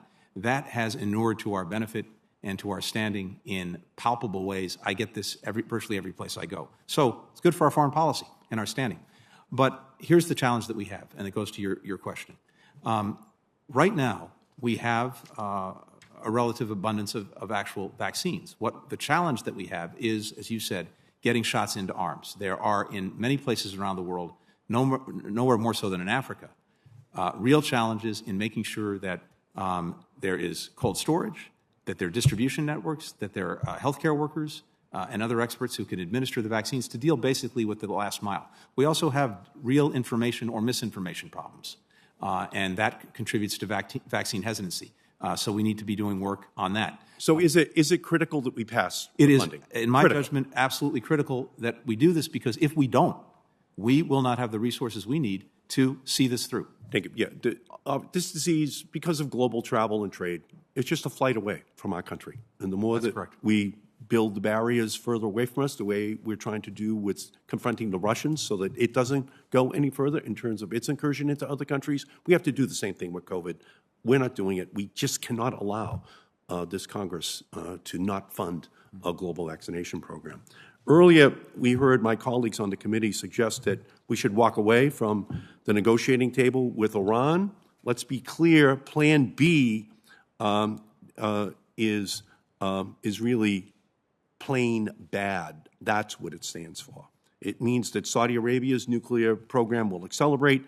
It means that Iran's nuclear facilities that are above ground will go underground. It means our troops in the region will face increased threats, which could require sending our brave men and women in the armed forces into another conflagration in the Middle East. Secretary Blinken, you just covered this before, but before Trump and Bolton blew up the deal, how far was Iran towards acquiring enough material for a nuclear weapon? A year or more. How far away is Iran today? By public record, some matter of weeks. Based on experience, would kinetic or non-kinetic attacks on Iran prevent an Iranian nuclear weapon?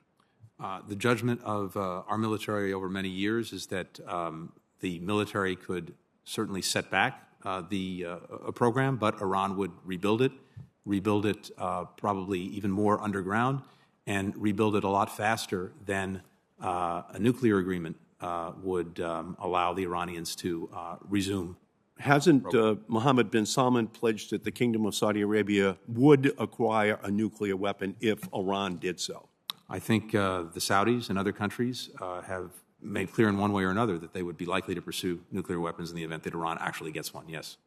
Did the Trump administration's campaign of maximum pressure lead to an increase or decrease of Iran's attacks on its neighbors in the region? We have seen what the causality is. People can make their judgments, but as I mentioned earlier, what we've seen is this: from 2012 to 2018, when we were negotiating the agreement, then when we had the agreement and it was in effect, there were very few attacks on our forces in the region. After we pulled out of the agreement, designated the IRGC and killed Soleimani, we saw the attacks go up dramatically from 2019 to 2020. They went up 400% on our personnel and our forces in the region. Thank you. So it's clear, I think, to any objective analysis that we just cannot listen to the same voices who rejected a good deal in search of the impossible and who preach brinksmanship over diplomacy. The Iran deal is not perfect, but it is our best path to prevent Iran from acquiring the ultimate weapon to back its coercion in the region, a nuclear bomb. We're seeing right now the saber rattling in Russia because they have a nuclear program. We have to avoid that in Iran. The ripple effect would be catastrophic. We're either going to live together or we're going to die together. We're either going to know each other or we're going to exterminate each other. We have to put a new regime in place to make sure Iran does not get this bomb. Thank you. Senator Haggerty. Thank you, Mr. Chairman. Thank you, Ranking Member Risch. And thank you, Secretary Blinken, for taking the time with our committee today. First, I'd just like to note that Chairman Cardin is the ranking member of the Senate Foreign Relations Subcommittee on the State Department. I'm sorry, he's the chairman. I'm the ranking member. We both sent you a letter last week encouraging you to reopen diplomatic relations in Ukraine. I want to thank you for taking the steps in that direction to do that, and I appreciate your willingness to brief us as that moves forward. So I wanted to say thanks again for that acknowledgement. I'd like to turn to the Indo-Pacific, if I might. Recently, I led the first congressional delegation to Japan since the pandemic began in early 2020, and I was honored to be joined by Senator Ben Cardin and by Senator John Cornyn. I want to first thank you, Ambassador Emanuel, and the entire staff at the State Department for helping make that trip a success. And I also want to thank you personally for your efforts to bring home my constituent, Greg Kelly, who was wrongly detained there in Japan, and you were very helpful in making that happen, and it's made a very big difference. So thank you, Mr. Secretary, for that. During our week in Japan, our Senate delegation met with Prime Minister Kishida with his senior officials there. We met with former Prime Minister Shinzo Abe. We met with a number of Japanese parliamentarians and also with leaders of some of the most formidable and innovative companies in the Japanese private sector. In each of our meetings, we saw a great deal of promise in terms of the United States' ability to further strengthen our alliance with Japan. And they want an increasingly special relationship with us, and we see that possibility. Secretary Blinken, I think you would agree with me that the U.S.-Japan alliance is one of our most important strategic and special relationships. I would, absolutely. And amid Russia's invasion of Ukraine, Japan has shown leadership and proactively supported the international pressure campaign against Vladimir Putin's war machine. I also want to note that Yoshimasa Hayashi, your counterpart there as a foreign minister, became the first Japanese foreign minister to attend a NATO ministerial when he traveled to Brussels on April the 7th. And as other international conflicts and crises emerge, I believe the United States will need to be even more aligned and move in lockstep with our ally Japan. There's a real appetite that I could sense there to do that with us, and I would like to encourage you along those lines to see that the United States can proactively ensure that Japan, as the world's third largest economy after the U.S. and China, can be a pillar of peace and security. They always would like a seat at the table in discussions on how we can increase multilateral pressure, and if we can include them in as many critical issues as we can, I think it will go a long way to deepen that relationship. After Foreign Minister Hayashi broke new ground by attending the NATO Ministerial in April, would you support the United States exploring opportunities for Japan and NATO to have further high-level interactions and more formal information sharing? Yes, absolutely, and I want to address that just a little bit more, but first to say thank you. You have been an extraordinary leader in building this relationship, first as ambassador to Japan and now as a member of this committee. I could not agree more on the strategic imperative of this for us. Yep. This partnership is vital, and as you said, Japan has stood up in remarkable ways on the Ukraine crisis. When it comes to NATO, Japan, we're doing a few things. First, one of the things we have been advancing is increasing NATO focus on working with partners that are not part of NATO, including what we call the Asia-Pacific Four, and that, of course, includes Japan. We just had a foreign ministers meeting of NATO where we had the AP4, including my good friend and colleague, the foreign minister. Yep. At the NATO summit that the president will attend, the AP4 and Japan will be there. Yep. The president's going to have an opportunity, I think, in the coming weeks to visit. I think his first actual visitor was the former Prime Minister, Suga. And this is something we're very focused on and really are eager to continue to work with you on. By the way, I'm very glad that Ram received you in the appropriate fashion when you were in. Oh, he absolutely did. And he and I agreed that he would work hard to deliver Greg Kelly at the airport, and I would be on the other side to receive him. And with your help and the help of many others, that's exactly what happened. So I very, very much appreciate that. If I could turn just a little bit more to the role that we're playing to advance the vision of a free and open Indo-Pacific, I support the Biden administration's efforts to build on that legacy, including the AUKUS agreement that really enhances trilateral security between Australia, the United Kingdom, and the United States. I was very glad to see that an SC coordinator for the Indo-Pacific, Kirk Campbell, and your Assistant Secretary for East Asian and Pacific Affairs, Ambassador Dan Crittenbrink, recently led an interagency delegation to the Solomon Islands and met with both ruling party and opposition party members. I appreciate those actions, and I sincerely hope that our efforts can help the Solomon Islands reach the right conclusions that granting China a military base in the middle of the Pacific Ocean would really undermine the security and stability of the entire region. During our congressional delegation visit to Japan, many of our Japanese interlocutors, both the Japanese government side and the business side, expressed concerns about the broader trends in the Indo-Pacific. Our bipartisan delegation sought to instill confidence and optimism that the United States remains committed to advancing the vision of a free and open Indo-Pacific. And amid recent international shocks, I believe the United States should really work to strengthen energy security in the Indo-Pacific region, particularly among the Quad countries. Like the rest of the world, the Quad countries seek reliable access to cost-effective sources of energy. Energy security is inextricably linked with economic security and national security. I worked on this a great deal in my previous position. When I served at Embassy Tokyo, I worked on the Japan-U.S. Strategic Energy Partnership. They call that JUSIP. The idea there, the goal, to promote universal access to affordable and reliable energy in the Indo-Pacific. The Quad should have a similar mechanism, in my view, to strengthen energy security in the Indo-Pacific, especially since the Quad includes Japan, which is the world's third largest economy, India, the world's most populous democracy, and Australia, which is a significant industry exporter. And I'd just like to ask you to consider supporting the idea of the Quad standing up a working group on energy security that would help ensure reliable access to cost-effective energy sources, especially from like-minded partners. It's a really interesting idea, Senator. I'll take that back and then come back to you on it. Yeah, and I'd be happy to work with your team and share the experience that I had earlier, but I do think that there's a real opportunity, but also a concern right now. And the Japanese reflected the concerns in a very blunt term to me, because I worked hard to get them positioned, particularly with billions of dollars of infrastructure investment, to bring in more LNG to that area. They see a worldwide market. They see the challenges that Europe is facing being dependent on Russia and LNG from there. They're very concerned that there could be, in some respect, a diversion of exports that would be harmful for them. So I think a focus and an intent focus, there are, again, assets in the region that we could help with, but I think it would be extremely helpful. Thank you. Thank you. Thank you, Mr. Chairman. Thank you. Senator Schatz. Thank you, Mr. Chairman. Secretary, thank you for being here.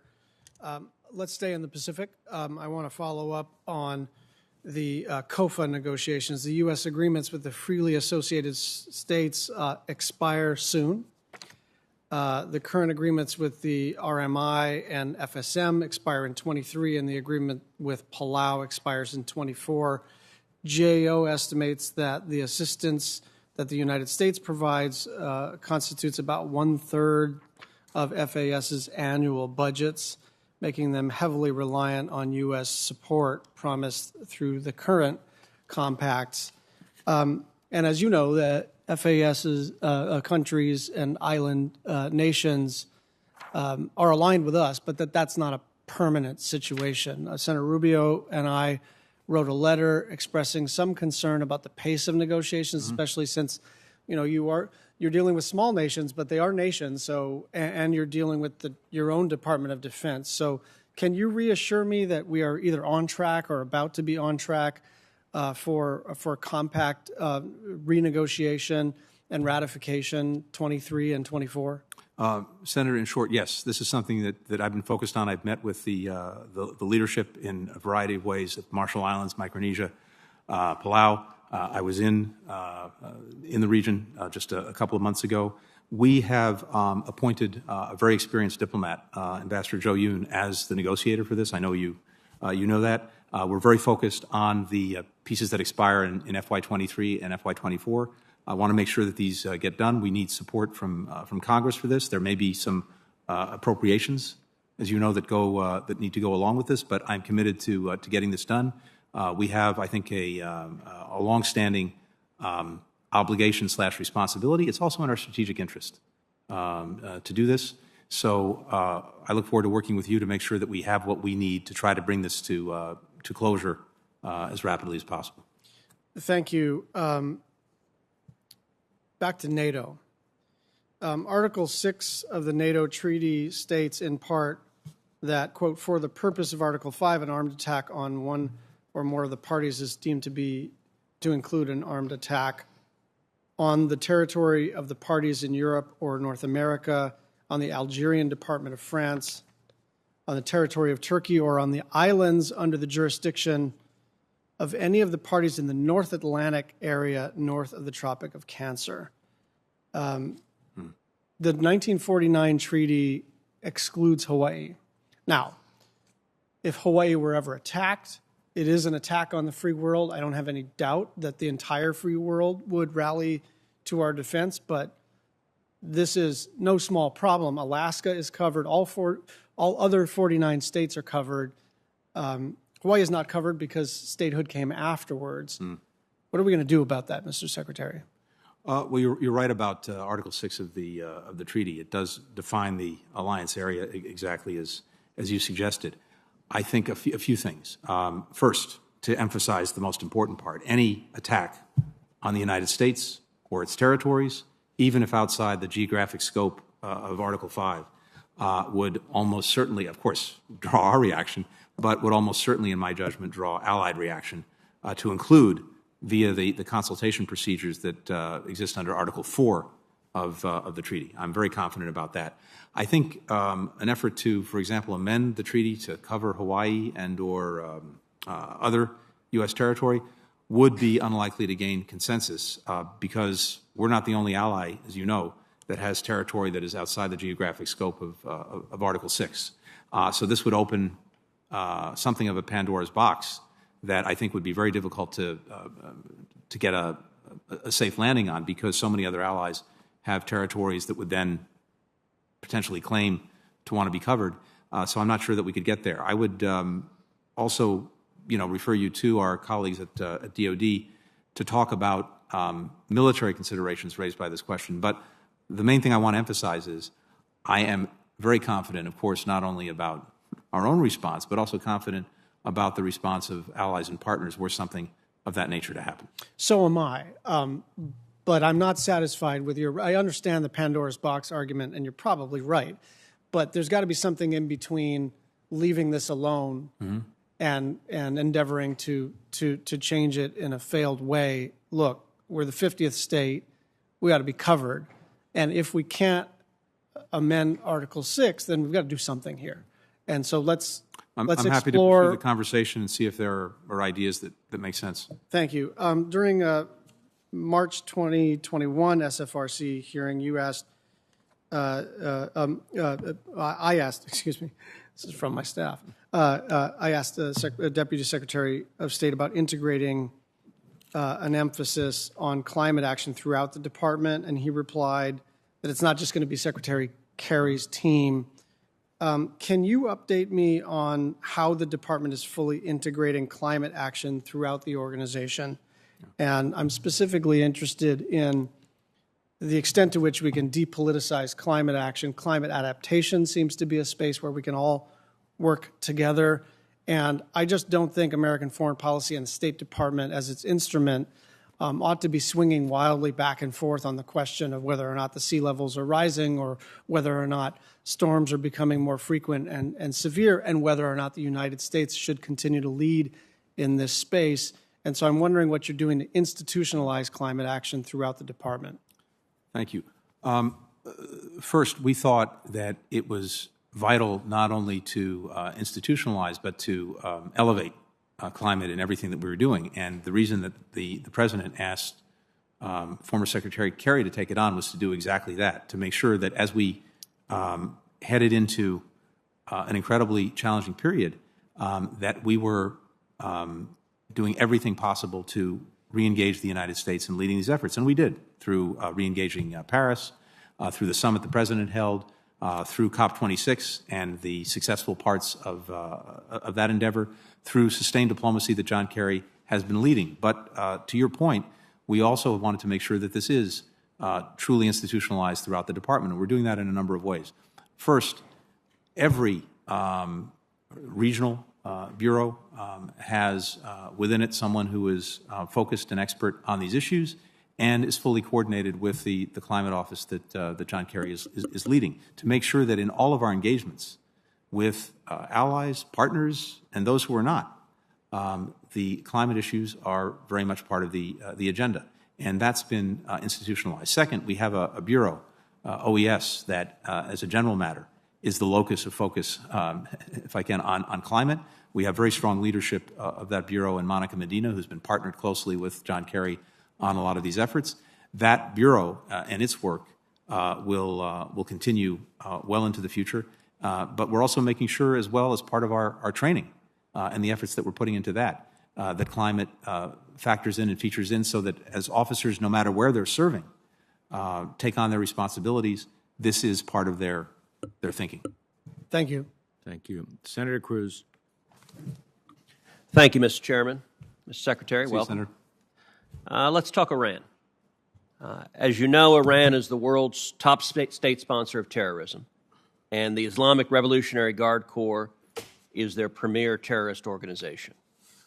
As the State Department noted in 2019, Iran is an outlaw regime that uses terrorism as a key tool of statescraft, and the IRGC has engaged in terrorist activity or terrorism since its inception 40 years ago. And the IRG's support for terrorism, quote, is foundational and institutional. The IRGC has killed over 600 Americans in Iraq. They control vast parts of the Iranian economy, and they use them for financing terrorism. Right now, the IRGC is actively trying to murder additional Americans, including former Trump administration officials. We know from public reports that the State Department spends $2 million every month protecting former officials, including former Secretary of State Pompeo. And the Secret Service is providing similar protection to protect former National Security Advisor Bolton. Because of such activities, the Trump administration rightly designated the IRGC as a foreign terrorist organization, an FTO. As you know, the FTO designation is the most powerful we have. It includes a criminal prohibition on knowingly supporting the IRGC up to life in prison. It imposes vast immigration restrictions. It allows victims, including the Gold Star families of those killed in Iran, to sue for civil damages from such support. And just as importantly, it is a signal to our allies in the Middle East and across the world that we will use our most powerful tools to counter the threats that Iran poses to them, including existential threats. The Iranian regime knows all of this, of course, which is why they have refused to re-enter a nuclear deal unless the Biden administration agrees to lift the FTO designation. According to public reports, the negotiations have stalled over this issue. To advance the talks, American negotiators and the Biden administration officials have tried to find ways to rationalize meeting Iran's demands. You yourself have downplayed concerns over such a move by saying the IRGC would remain designated under other weaker sanctions. Back in Vienna, American negotiators have also reportedly asked Iranians to make commitments to stop conducting terrorism in exchange for removing the FTO, and specifically to stop trying to murder former American officials. According to these reports, the Iranians told you no. I have to admit it is flabbergasting that the Biden administration would take such Iranian commitments at face value, let alone consider dismantling terrorism sanctions. But I want to ask you, is it true that American negotiators made specific requests for a commitment that the IRGC will stop trying to murder former American officials, and is it true that they said no? Senator, I'm not going to get into the details of any discussions or negotiations in a public forum. Happy to come back and talk privately about that. Let me address a few things that you've raised, because I do think that they're important. First of all, I share your views on the IRGC, and especially a number of its component parts, notably the Quds Force, which is primarily responsible for the egregious actions that it has taken in terms of targeting Americans, and, as you rightly say, continuing to do so. So we very much share that view. I agree with you. We have, over the course of this administration, of the sanctions we've issued, 86 of the 107 designations by this administration have been against the IRGC or its component parts, again, for the reasons you cite. And none of this is inconsistent with the nuclear agreement, whether it was in force or not in force. There are myriad sanctions, as you know, as you've cited, against the IRGC in one way or another, both the entity as a whole, its component parts, individual members that will remain on the books irrespective. But there are a few other factors that are worth at least considering. And I'll come to the bottom line in a moment if I can. First, when the question of designating the IRGC as a whole first came up during the Bush administration many years ago. Mr. Secretary, as you know, we have limited time. Well, no, but it's important. So I'm going to try to focus on the specific question I asked. Let me start off with this. Is it true that the IRGC is actively trying to murder former senior officials of the United States? I'm not sure what I can say in an open setting, but let me say generically that there is an ongoing threat against American officials, both present and past. Is it true that the State Department is spending roughly $2 million a month to protect those officials? And we are making sure, and we will make sure, for as long as it takes, that we're protecting our people, present and former, if they're under threat. And I'm assuming you would agree that attempting to murder a Secretary of State or a former Secretary of State is a pretty damn big deal. I would certainly agree with that. Yes. There have been multiple public reports that we asked them to make the simple promise not to murder a former Secretary of State, and they refused. There's nothing classified about that. If they are actively refusing, saying, no, we're going to keep trying to murder your former Secretary of State, the idea that our negotiators are sitting in Vienna saying, okay, that's great, so how many more billions can we give you? That doesn't make any sense. So I just want to know the factual question. Did you ask them, stop trying to murder the former Secretary of State, and did they sit there and tell you, no, we're going to keep trying to murder him? Of course, within the context of any engagements that we have, directly or indirectly with Iranians, one of the strong messages we send to them is they need to stop targeting our people, period. And here are the facts, as I mentioned a few minutes ago. But did they tell you no? Again, I'm not going to characterize what they said. They know what they would need to do to address this problem, and that's pretty straightforward. But we've seen these attacks go up 400% from 2019 to 2020. After we got out of the nuclear agreement, after we designated the IRGC, after we killed Soleimani, for whom no one is shedding any tears. Those are the facts. We have to deal with the facts in terms of what represents a threat to our people and how we can most Let me ask a final question, just because my time has expired. Please. On a topic you and I have talked a great deal about, Nord Stream 2. We've finally gotten to sanctioning Nord Stream 2. Nord Stream 1 continues to deliver an enormous amount of natural gas. Stopping Nord Stream 1 would benefit our Ukrainian allies significantly. What are we doing to urge Europe to stop taking deliveries on Nord Stream 1, which in turn would benefit Ukraine substantially?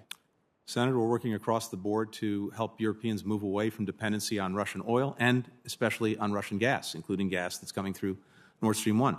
I'm glad we got to where we got on Nord Stream 2.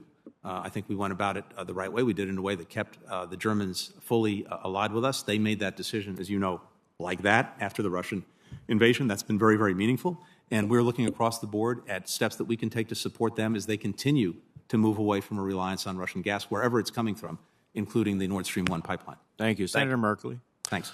Mr. Secretary, thank you for being here today. I'm going to touch on a number of issues very quickly. I'll submit follow-up questions, and then I want to turn to, in terms of your thoughts, address transnational repression. First, on Burma, thank you for the genocide determination. I know that that was a long, lengthy, complicated process, but you did reach, the State Department did reach a conclusion. I think it's incredibly important for our position in the world that when genocide occurs, that we call it out clearly and effectively. Otherwise, the other times that we criticize human rights, it's ineffective. I will follow up in questions regarding some of the budgeted funds for Burma. I want to make sure they're going to support civilian groups and in no way assist the government of that country. Second, turning to Honduras. Thank you for the strategic dialogue that was begun yesterday and will continue in regards how to support their anti-corruption agenda and in general how to support the resetting of that relationship. Congress sent a strong message by zeroing out the foreign military financial assistance to the Northern Triangle countries and making 60% of the rest contingent upon completion, implementation of an anti-corruption agenda. This is, if we don't tackle the corruption successfully there, we will not successfully address any of the issues we're trying to help with.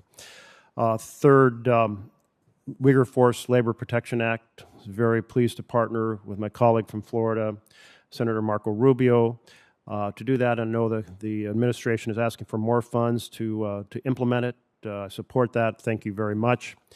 Ethiopia, we pressed hard to get the truckloads of food into Tigray province. Thank you for doing that.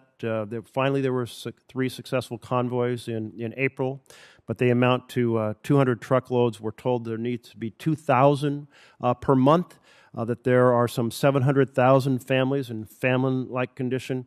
Please keep pressing hard. They need to get those convoys through basically every couple days in order to alleviate that famine. Philippines, new election is coming up. I am pleased that we have not supported the Philippine National Police. There have been some estimated 20,000 extrajudicial killings, really violating human rights in a massive way. We have a chance to reset that relationship with the upcoming election. I know you're aware of that. I know your team's working to prepare for that. Thank you. I echo my colleagues' statements of support for your actions on Ukraine. I will follow up in terms of our help for very poor countries affected by the increased costs of wheat and fertilizer. That will be profound reverberations. And then I will follow up a lot on climate issues. Mm-hmm. Complicated world, many things to touch on. But I wanted to take your time today on a topic that I didn't hear addressed, and that is transnational repression. We are seeing more and more countries engaged in retaliation for both what companies do outside of their borders, what countries do, what individuals do, basically compromising freedom of expression, freedom of assembly. Those nations include China and Turkey and Russia and Saudi Arabia and Iran and Rwanda and a couple dozen more at a lower scale. It's a growing strategy of authoritarian leaning countries to not just use new technology, surveillance technology for repression at home, but to do repression abroad. The worst country in this regard is China. And think about kind of this long list of things that they have they have done. They took up economic measures against Mongolia for hosting the Dalai Lama, South Korea for deploying a U.S. missile defense, Canada for Huawei's the arrest of the Huawei CFO, to Sweden for giving a human rights prize to a Swedish dissident under detention in China, Taiwan for refusing to acknowledge that it's part of China, United Kingdom for supporting pro-democracy protesters, Australia for calling for an independent inquiry into the origins of COVID, Lithuania for establishing a Taiwanese representative office in its capital, and that list goes on. Then, in terms of individuals, the China Commission held a hearing, and we heard from folks from Hong Kong, from Tibet, from Xinjiang province talk about the impact on their families being impacted. And just to give you one example, there is a Uyghur activist who had encouraged the development of mother tongue schools. His name is Abduweli Ayub, and initially, there was some significant support for this concept, and then China evolved its policy and said, we don't want these native language schools. We want to force everyone into, if you will, the major Chinese dialect. And he had to flee to Norway. His in-laws were threatened. They were pressured to bring their daughter home, his niece home, back to China, where she was detained and she died in detention. The parents were threatened with imprisonment if they said anything to the world about her death. And I just was amazed at his courage to continue to speak out against repression with his family being threatened. It's an incredibly effective tool. So we see China undertaking these massive strategies, both with trade policy and with deliberate strategies targeting dissidents abroad and family members at home. Huge threat to the vision of democracy and freedom of speech, freedom of assembly.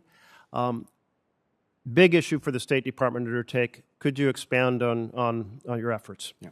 Thank you, Senator. First of all, let me say I appreciate the comments you made briefly about Burma, about Honduras, about Ethiopia, about the Uyghurs, and also about food security, all things that we look forward to coming back to you with and on, because all very important, very much the focus of what we're doing. I very much share your concern about the growing practice of using tools of transnational repression to attack those in one way or another who are speaking up, speaking out on behalf of human rights, on behalf of democracy, on behalf of basic freedoms. We put in place a number of measures to try to address this problem. You'll recall that with regard to Saudi Arabia, for example, the so-called Khashoggi ban specifically goes not just with regard to Saudi Arabia, but around the world, goes at countries that engage in this practice, to include visa bans, to include sanctions, so that if they are trying to use tools of transnational repression, we have means to go at them. More broadly, we're seeing this, as you've rightly cited, being used in different ways, in different places. This is very much a part of the conversation that we're having with other like-minded countries who share the concern, and we are looking at tools that we can put into place to push back effectively against this. You cited the example of Lithuania and China using coercion with Lithuania.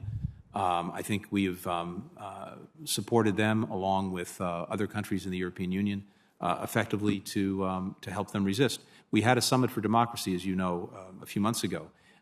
Part of that was doing exactly what you suggest, which is developing tools for pushing back against this kind of coercion and providing support to those who may be on the receiving end of it. So I'm happy to share with you some of the specific initiatives that we're working on with other countries to try to, in effect, arm ourselves and others against this practice. Thank you. Senator Barrasso. Thank you.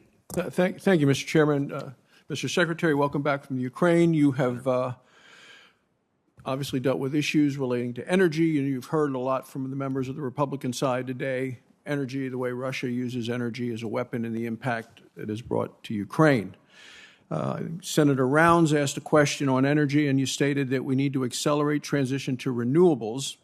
And you said you can't weaponize the sun, can't weaponize the wind, but you also can't run a modern economy on sunshine and whether it's a windy day or not. And I just say from the first days in this administration, the Biden administration has failed to prioritize energy security, which I've always said is part of our national security. Now, under your leadership, the State Department is looking to cut deals with dictators in order to access more energy resources.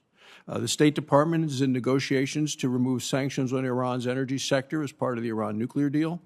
The State Department officials have traveled to Venezuela to meet with Maduro to discuss removing sanctions to access additional crude oil.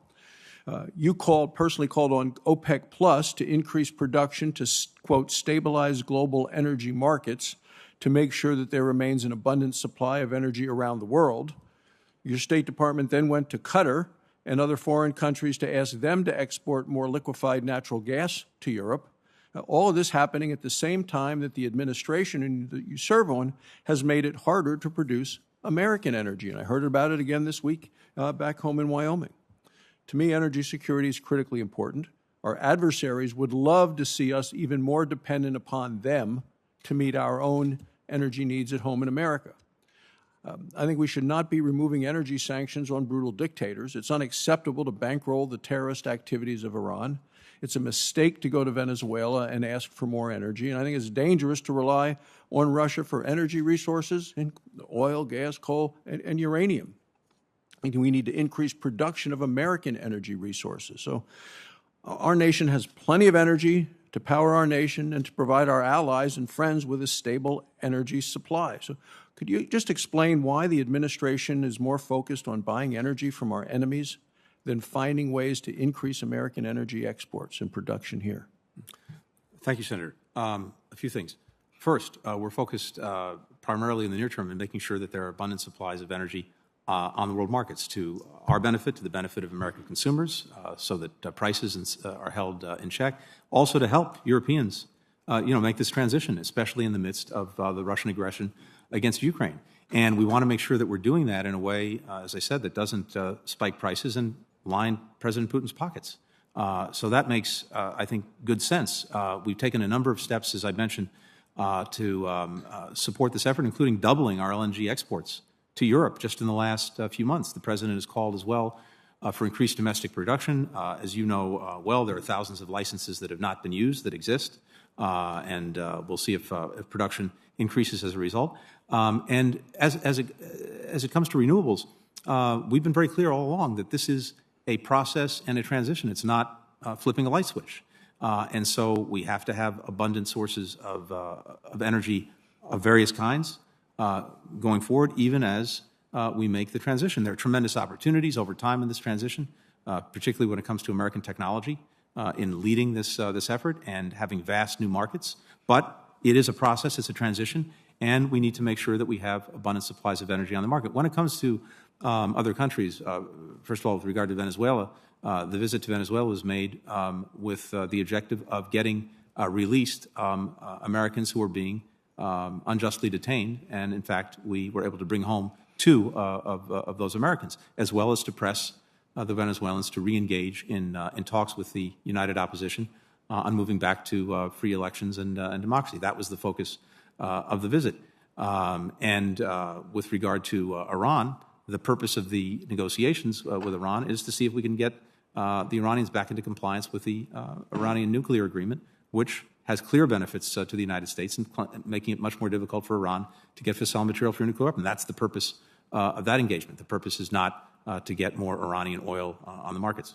Let me move to the crisis at the southern border. Last month, 220,000 illegal immigrants apprehended at the U.S.-Mexico border. 2021, after President Biden was sworn into office, 1.9 million apprehensions, currently on pace for 2 million this year. President Biden tasked the vice president with addressing the crisis at the southern border. President is talking about removing Article 42 because apparently COVID is behind us, although since you started testifying this morning, there's been news reports that Senator Wyden, Senator Murphy from this committee, and the vice president are all right now with COVID. So, during the vice president's visit to Guatemala last year, Vice President Kamala Harris sent a message to illegal immigrants attempting to enter the United States. She said, "I want to be clear to folks in this region who are thinking about making this dangerous trek to the United States-Mexico border. Do not come, do not come." She went on to say, "I believe if you come to the border, you will be turned back." Well, do you agree with those statements by the Vice President that if you come, you will be turned back? I would agree. If people come to the border and can't show a legal basis for coming into the United States under asylum or other rules, they will be removed. That is the policy. And let me just say, when it comes to Title 42, as you know, Senator, this is a CDC authority. It's not immigration policy. So the CDC will make its judgment.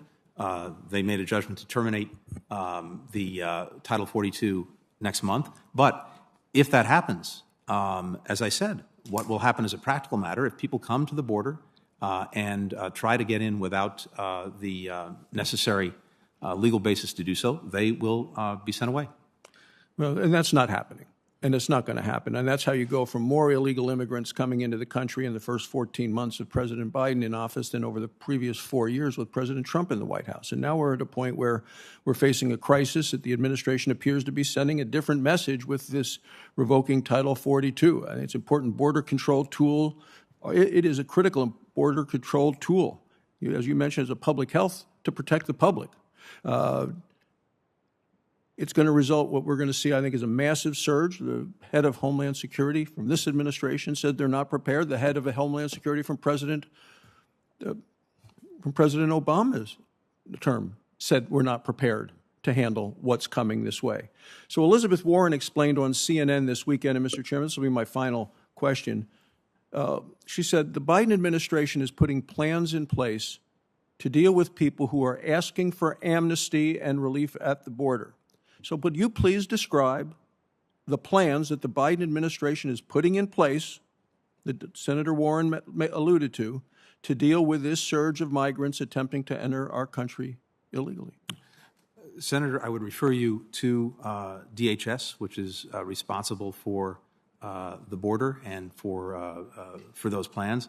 The focus that I'm bringing to this is making sure that, to the best of our ability, we are getting countries throughout our hemisphere where we have an unprecedented situation. We have not only migrants from the Northern Triangle, we have, as you know, Venezuela, Nicaragua, Haiti, Cuba, and then other countries that have had populations from some of these countries who are also seeing them move north.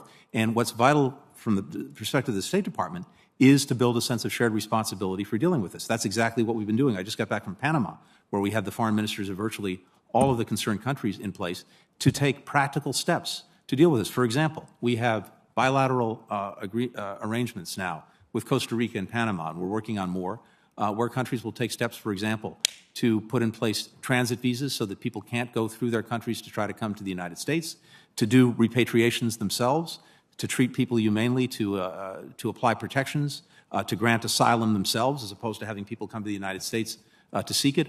All of these things are practical steps that we are working on and putting into effect as the State Department to help deal with what is an unprecedented situation.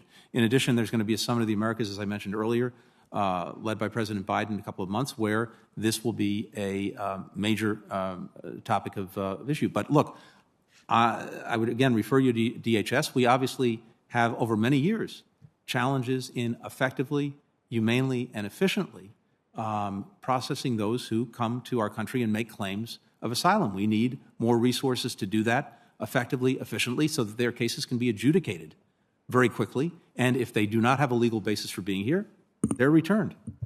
Thank you, Mr. Chairman. Senator Booker. Thank you very much. It's good to see you, Mr. Secretary. Thank you for taking so much time to endure all of our questioning and being so responsive. I just want to jump right in. I'm just back from a long 8 days overseas, going from Poland all the way to Nepal and India. And one thing, when I was in Germany, which was our last stop, we just really pressed both German officials we met with as well as our State Department folks about, as we all are focused obviously on Ukraine, not losing focus on China's influence in the region. Germany is obviously now, after Brexit, the center economic power in the EU. Our relationship with them is critical, but I was stunned as I probed our officials there about how China's influence is just growing in their country. And we are not, I don't believe, just allocating the necessary resources to really counter Chinese influence in Europe. And I know you're doing a lot of things already. Your budget proposal includes funding for new initiatives to counter Chinese influence globally, such as increasing the number of China watchers. But I want to make sure that this includes adequate funding for countering China in Europe. I was alarmed when I started asking questions to find out, for example, that China Costco Shipping has struck a deal to take 35% stake in Hamburg's Tolerant Terminal, one of Germany's largest ports. And when I started asking our ambassador there, she was telling me we have actually plans to sell American property there, that none of them could tell me anything when I started probing them in questions other than the fact that they all think it would be a terrible mistake to sell the property there because it sends the exact wrong message in Hamburg that the Chinese are buying everything up they can, and we're selling property that might just be bought by the Chinese. Mm-hmm. When I pressed even further, and they could not escape my questioning, they had to admit to me that they're threadbare there in our consulates in the second and third largest cities, and agreed with me that when it comes to countering China in one of the most important economic powers, we are not keeping up. In fact, we are losing ground. And so the first thing I just want to offer you an opportunity is, why doesn't your budget reflect the importance of adding investment in Germany? Why are we selling critical property there? That makes no sense whatsoever. Thank you. And I'll look into the specific that you mentioned just to make sure that I fully understand. Could you get back to me in writing or call me? I'm happy. One of the two? Sure. No, happy to do that. We're focused on this relentlessly, including in Europe, both at the level of the European Union and with individual countries. And we've done a number of things to make sure that we not only are focused on it, but we're doing something about it. So we established a dialogue with the European Union on China and all of the aspects of its engagement in Europe that the Deputy Secretary of State, Wendy Sherman, just came back from. And one of the things that it's focused on is Chinese investment that poses potentially a strategic challenge or threat to us. We have been going across the continent in urging countries to adopt investment screening tools. I've done that personally. It's in virtually all of my engagements with countries that don't have them, for the purposes of making sure that they can identify and, as necessary, do something about potential investments by China that could pose a security threat. The purpose is not to cut off trade or investment from or with China. That's not the issue. The issue is focusing in on specific areas of strategic importance, including ports, as well as telecommunications and other things, that we have eyes on it and that we have, we or they have the tools to do something about it. So please, third, we've also reorganized the department to have a whole of enterprise focus on China, again, led by the Deputy Secretary. And part of our instruction to all of our embassies around the world, including in Europe, is to focus on and report on the kinds of potential investments. And I'm grateful for that, and I'll probably have a conversation with the Deputy Secretary as well. Mm-hmm. It's just tough when I talk to the staff over there face-to-face that they do not seem to have the resources they need to do the work that you're talking about. And as I said to them, as Secretary Mattis once said, if you cut my State Department, buy me more bullets. Well, clearly a pivotal country that we just watched a decade or two of terrible policy with the Russians, with increased engagement.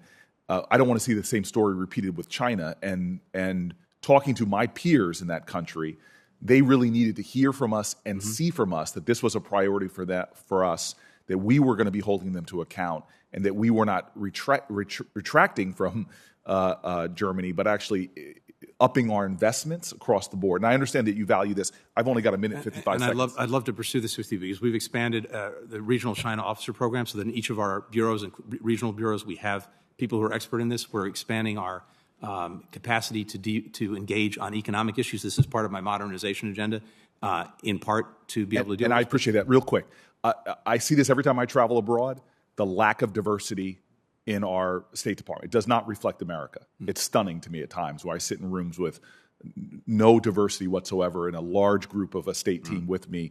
You have increased the funding for paid internship programs. I think that's important. That's right. There's a $10 million in addition to the $8 million in fiscal year 2022.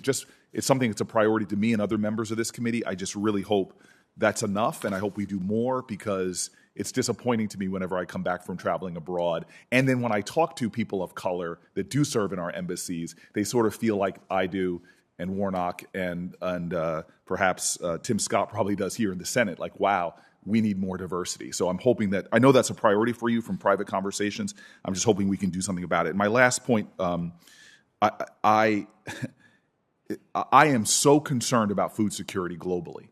This, to me, is stunning that we don't understand the connection, besides the moral urgency, everywhere from Yemen to Afghanistan to the Horn of Africa, the moral urgency to do something about this, how critical it is for global security to meet this food crisis. Because if not, as we've learned, and I talked with, obviously, Mr. Beasley from the World Food Program, just to calculate for me that dollars invested in food security now save us hundreds of dollars in terms of the instability that's created when we don't meet these crises.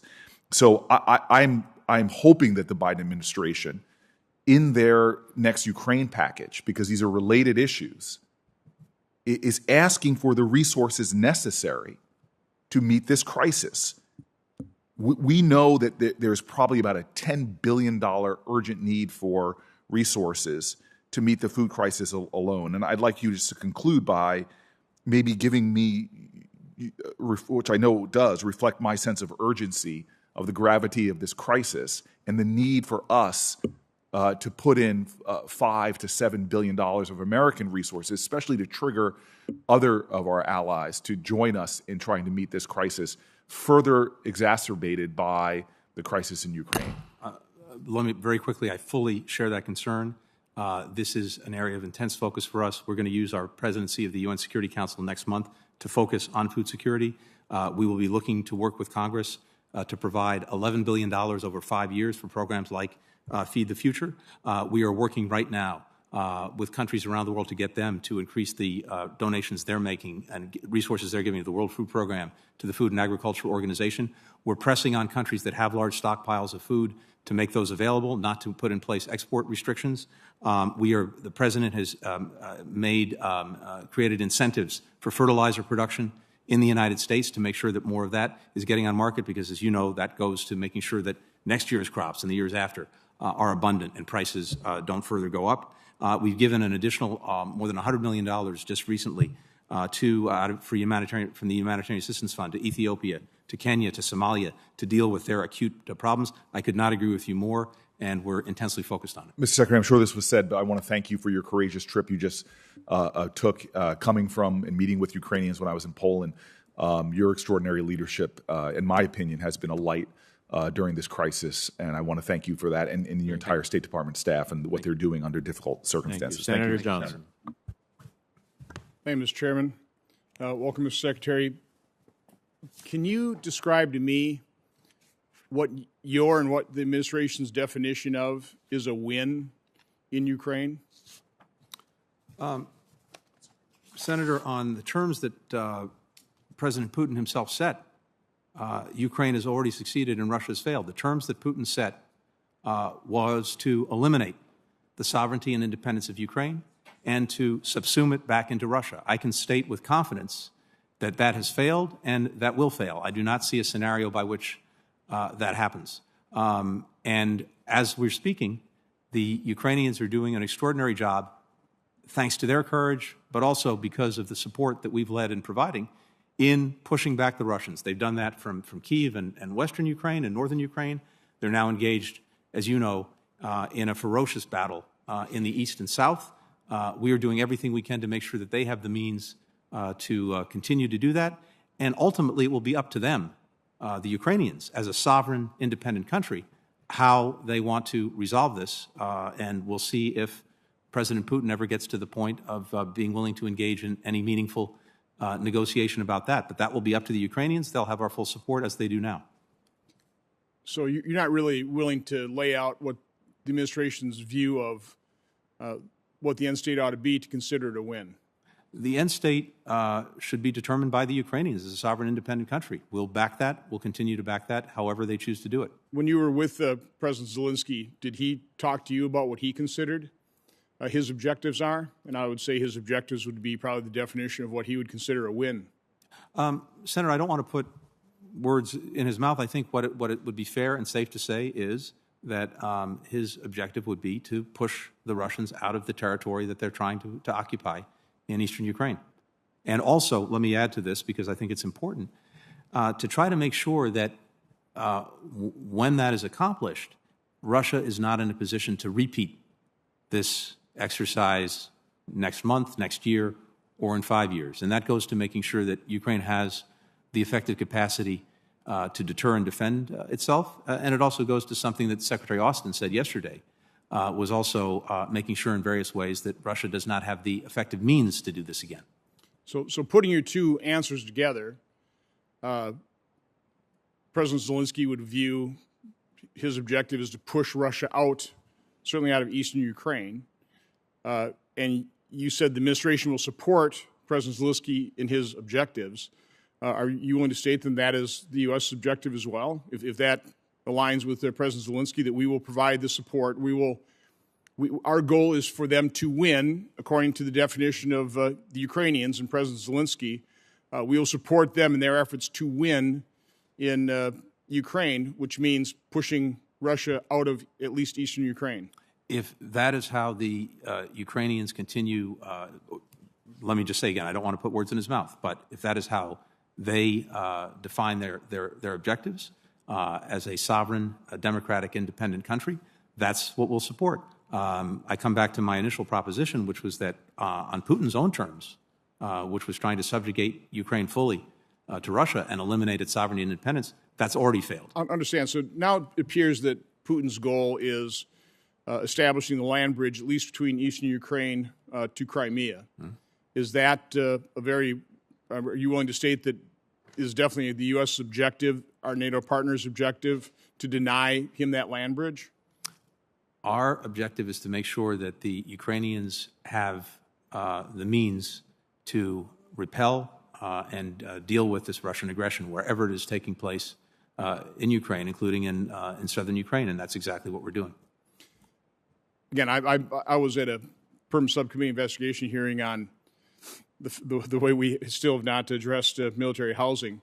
So I missed some of the testimony, so maybe you already covered this, but are we going to provide them the types of weaponry they need, recognizing that what worked when Kyiv was surrounded and now it's flatter terrain, in some cases almost trench warfare? Are we committed to providing the type of weaponry that President Zelensky was asking for? In short, yes, and the point you make is an important one. The nature of the battle has changed from what was necessary for Western Ukraine and Kyiv to where things are now. We spent 3 hours with President Zelensky, with the Secretary of Defense. A big focus of that conversation was what it is that Ukraine needs to deal with the current state of the Russian aggression. The Secretary of Defense, as we speak, is actually in Germany with the ministers of defense from about 40 countries, focused on making sure that we are all providing to Ukraine what it needs to deal with this aggression. To what extent are we aware that China is helping Russia in their aggression against Ukraine? Do we know they're using Chinese drones? We're very focused on this in a number of ways. President Biden made directly clear to President Xi Jinping that it would not be in China's interest to materially support Russia in this aggression, or for that matter, to undermine sanctions. This is something we're looking at very, very carefully. I think you're seeing that China is having to deal with the significant reputational risk that it's already incurring by being seen as, in the most charitable interpretation, on the fence and more practically supportive of Russia.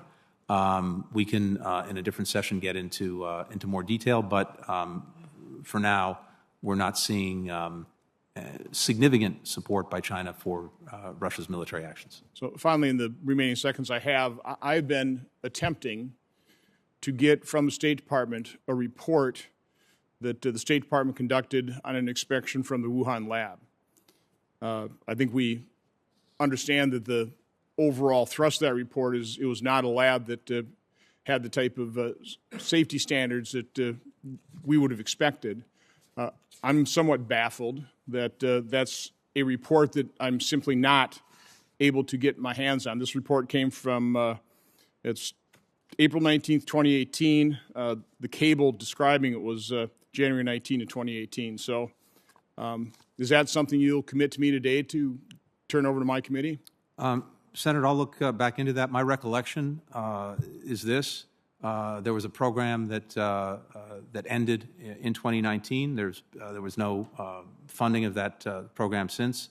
And I think there was a report that may have been done by an outside contractor that I think was seen as problematic in its methodology. And in any event, I will follow up. I don't know the status of that, but we'll come back to you with it. Okay, I'd appreciate that, and I'll expect that response. Thank you. Thank you. Senator Shaheen. Thank you, Mr. Chairman, and thank you, Mr. Secretary, for your testimony this morning and for your trip to Ukraine. I think it was something that the entire world watched with great appreciation. I really want to start this afternoon with the Western Balkans, because I think Senator Murphy mentioned that he and I and Senator Tillis traveled through Serbia, Kosovo, and Bosnia-Herzegovina last week. And I think it's fair to say that if Putin is stalled in Ukraine, he may look elsewhere to sow chaos, and that his fingerprints of malign influence could be found throughout the Western Balkans. I am particularly concerned about the situation in Bosnia-Herzegovina, which has been plagued by corruption, a lack of leadership, and a tripartite presidency that is at war with itself.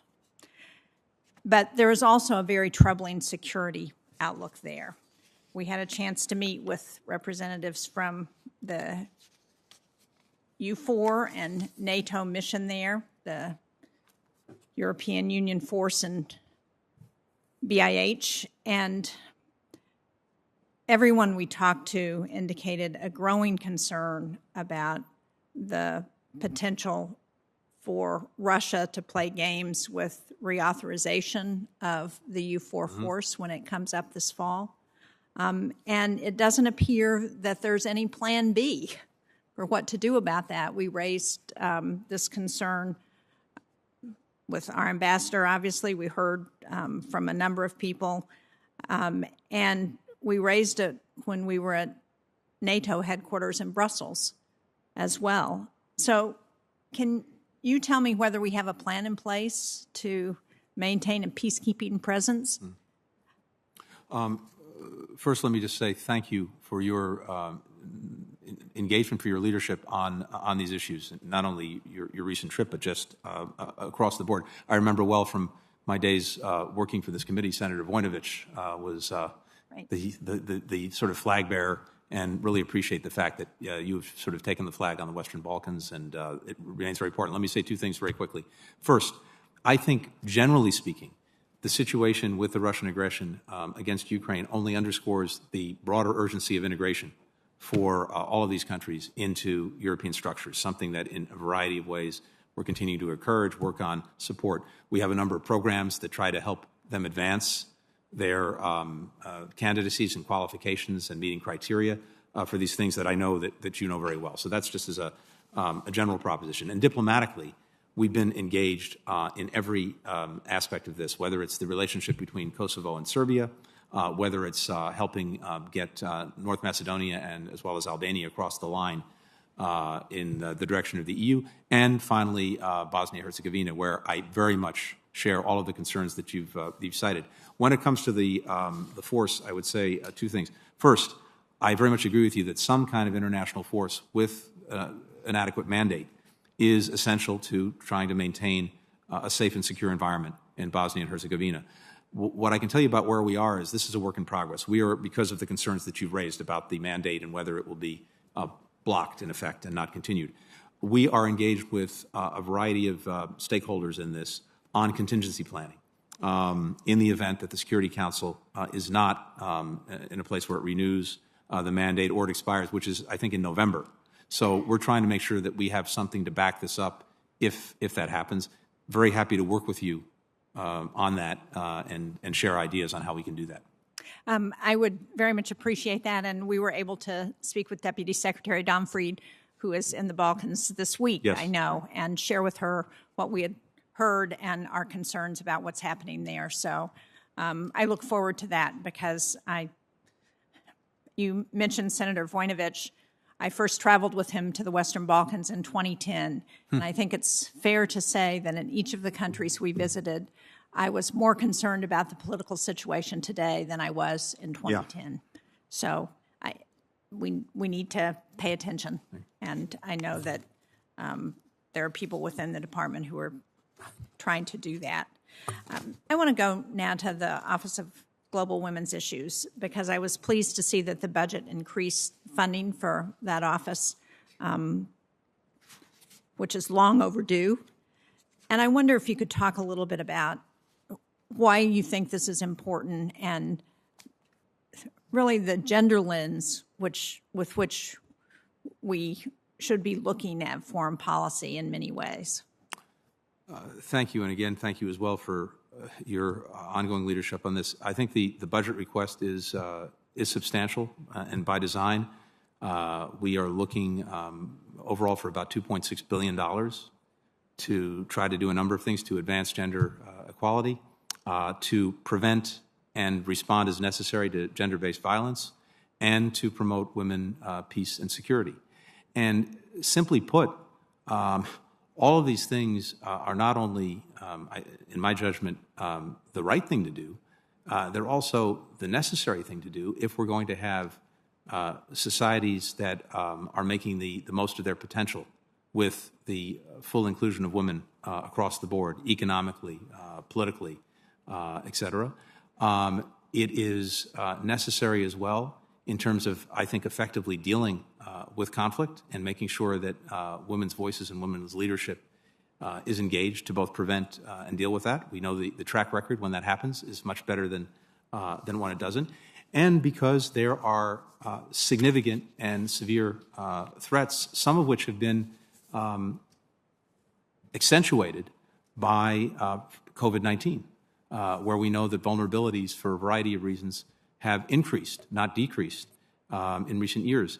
So we have a number of things that we're trying to do that are reflected in the budget and in our programs. With regard to gender-based violence, there are a series of programs that would be funded by this request to offer support, to offer services, to use our foreign assistance as well as our diplomatic action, again, to prevent and to deal with as necessary. One of the critical aspects of this that I know you know very well and that you've spoken about is, for example, making sure that we have, in refugee situations, a gender-based approach to making sure that there is safe access to food, water, medicine, sanitation, hygiene, and that these are factored in not only into our programs, but into the work that we're doing with the organizations that provide these services, and the budget and our programs reflect that. We also are very focused, again, on women, peace, and security and working to support the participation, the leadership, the empowerment of women in decision-making on peace and security issues. This is very much a part of our diplomacy, again, because we know that it produces better outcomes. So we're pushing with diplomacy, with public diplomacy, amplifying voices of local women, women-led organizations. All of these things have programs, and the programs, of course, have a price tag attached to them. Well, thank you very much. I'm out of time, but I hope we are keeping the women and girls of Afghanistan included in that equation as well. Thank you very much. Thank you. Senator Young. Thank you, Chairman. Good to see you, Secretary. Thank you.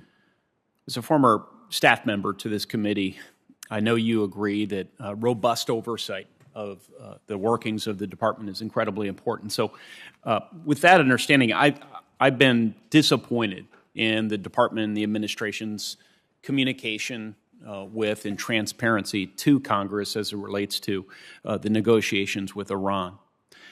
And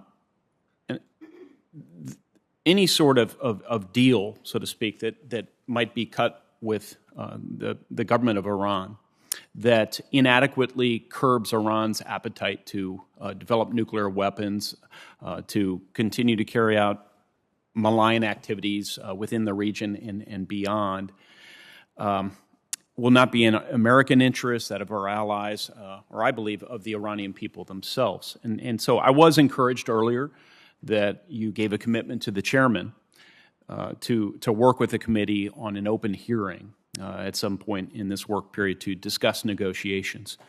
I would just build on that and ask you, sir, if you commit to making Special Envoy Malley, our chief negotiator, available to appear before this committee before an agreement is announced and agreed to. Yeah. Senator, thank you. And look, I want to make sure that we are doing exactly as you say, which is to be communicating effectively and in as real a time as possible on this issue, for that matter, on virtually every other issue. I know that Special Envoy Malley has been engaged in one way or another with members of this committee and Congress throughout the course of these negotiations, as well as, of course, with allies and partners. I want to make sure that continues to happen. So we will look for an opportunity to make sure that people are brought as up to date as we possibly can, including by him or other members of his team. We're happy to work with you on that. So I understand the sensitivities of negotiations and the practical realities that would prevent an hour-by-hour, perhaps even a day-by-day update. But in light of the gravity of this situation and the news reports that a deal may be forthcoming soon, could we have Special Envoy Malley appear before this committee? Can I have an agreement from you to that end? If not before this work period is ended, certainly before an agreement is announced and agreed to. I'll go back and see what we can do to make something happen. Now, I will say that I would assume that for that purpose, we would probably need to do something in a closed session because this is in the midst of a negotiation. But let me come back to you on that. I want to find a way to make that happen. Okay. Thank you very much. I appreciate that. Staying on Iran just briefly, do you commit that the IRGC's foreign terrorist organization designation will not be lifted as part of any agreement the administration reaches with Iran? The only way I could see it being lifted is if Iran takes steps necessary to justify the lifting of that designation.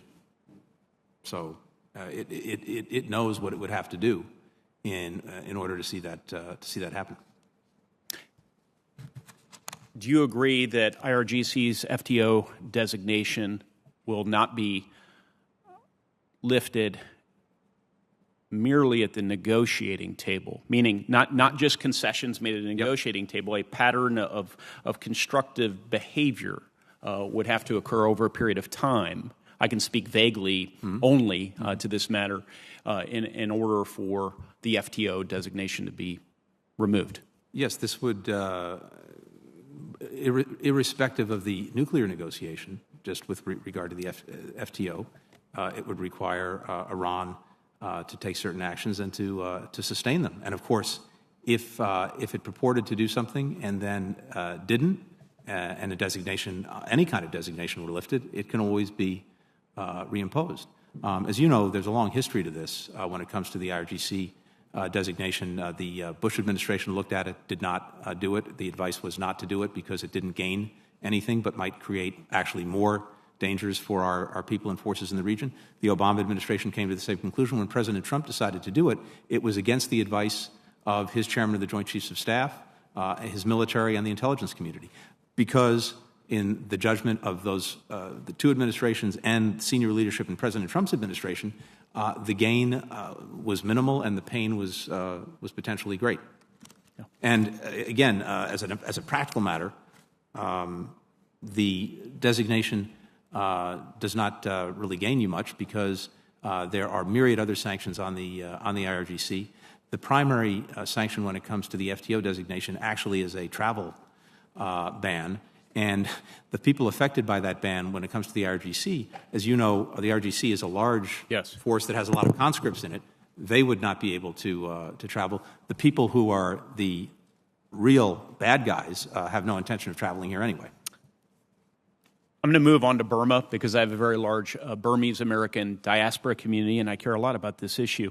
I applaud the administration's decision to formally declare the persecutions and killings of Rohingya people by the Burmese military a genocide. This is something Senator Merkley, Cardin, and many of my colleagues on this committee have pushed for, and I commend the administration for that. Situation in Burma following last year's coup continues to inflict deep suffering on the people in the country and many diaspora families like those in Indiana. As you know, the FY22 NDAA required a briefing to Congress within 60 days of passage, examining a variety of policy options as it relates to the United States' response to the ongoing crisis in Burma. Among those issues are determination on the legitimacy and recognition of the national unity government, holding those in the military accountable for their crimes, including sanctions, and looking into strategic interests and actions of the People's Republic of China. We're long overdue for said briefing, and legislative response is, of course, suffering on account of this. And I fully acknowledge how many challenges the administration is tending to. But we do need action here. And so I just ask you, Mr. Secretary, would you commit to working with others in the administration to follow the law and brief Congress on these matters as soon as possible? Yes. Thank you. I'll be following up. Thank you. Well, Mr. Secretary, just some final questions to wrap up. I just came back from a trip with a series of colleagues, both on this committee and off, on Australia, Japan, and Taiwan.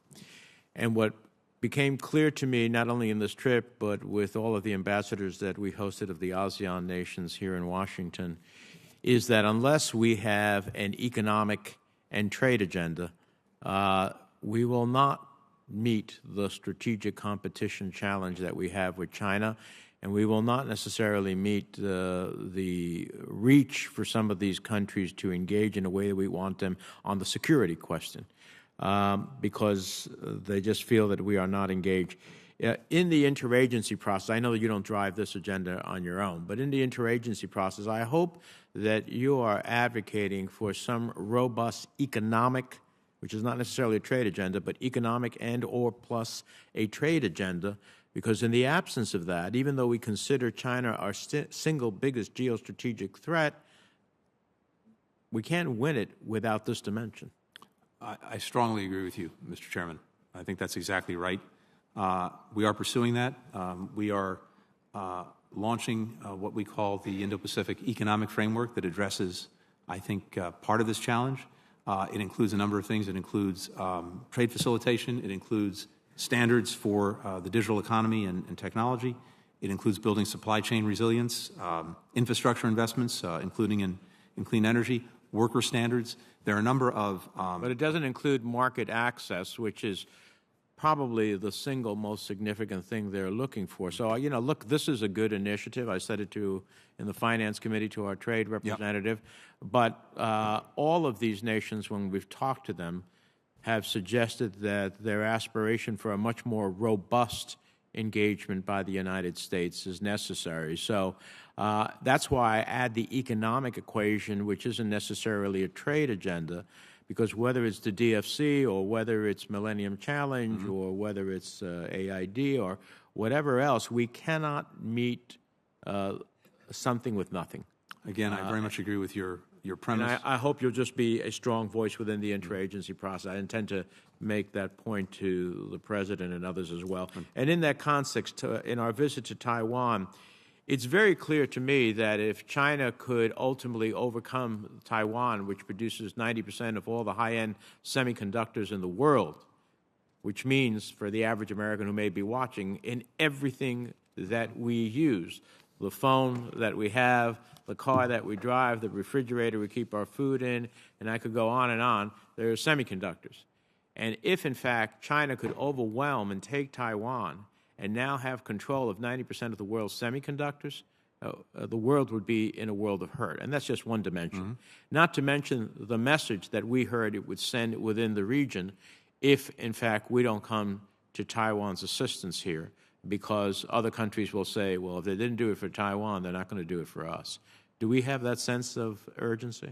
Mr. Chairman, we do, and we're focused on this in a number of ways. First of all, with regard to semiconductors themselves, we have a significant advantage right now over China in the ability to produce the highest end semiconductors and the chips. As you know very well, a small number of countries, to include Taiwan, are at the forefront of that, and we are taking very significant steps with Taiwan, with Japan, with the Netherlands, which is critical to this, and a few other countries to make sure that when it comes to the highest end semiconductors, they are not transferred to China, or China does not have the get the technology to manufacture them. Taiwan is integral to that. At the same time, when it comes to Taiwan itself, we are determined to make sure that it has all necessary means to defend itself against any potential aggression, including unilateral action by China to disrupt the status quo that's been in place now for many decades. I think there have been in foreign military sales close to $20 billion in such sales since 2017. That is ongoing as we speak. There's been another almost $2.5 billion in direct commercial sales that we have authorized or facilitated. We've been expediting third-party transfers to Taiwan. We've been supporting an indigenous industrial defense capability, and we are focused on helping them think about how to strengthen asymmetric capabilities, again, as a deterrent. And I think we are now aligned between our views of what their asymmetric capabilities need to be and their views, which is an important thing. So I look forward to our robust engagement to help them have the capacity capabilities of that asymmetric capability. Finally, I requested a GAO report on the State Department's annual waiver of Section 907 of the Freedom Support Act, which was released in March. The report found that the State Department's reporting to Congress on fulfillment of waiver conditions did not address required elements, including the impact on proposed assistance on the military balance between Azerbaijan and Armenia over a 7-year period. It also found that State did not provide detailed instruction to agencies about reporting requirements, and that State and DoD did not document their consideration of waiver requirements over a 6-year period. I look at this budget now, and I see a $1.4 million discrepancy between the support for Armenia and Azerbaijan. I see what the Azerbaijanis are doing in Nagorno-Karabakh, including trying to eradicate the presence of Armenians who have lived there. How is it that we're going to provide more money, which in my mind is in violation, forgetting about the waiver, is in direct violation of Section 907? That's not something I'm going to support, just to have you know. Mr. Chairman, I'm happy to go back and take a look at that, both at the specifics of the concerns you've raised about the adequacy of the reporting. I'll take that on. 907 is, as you know, an annual decision.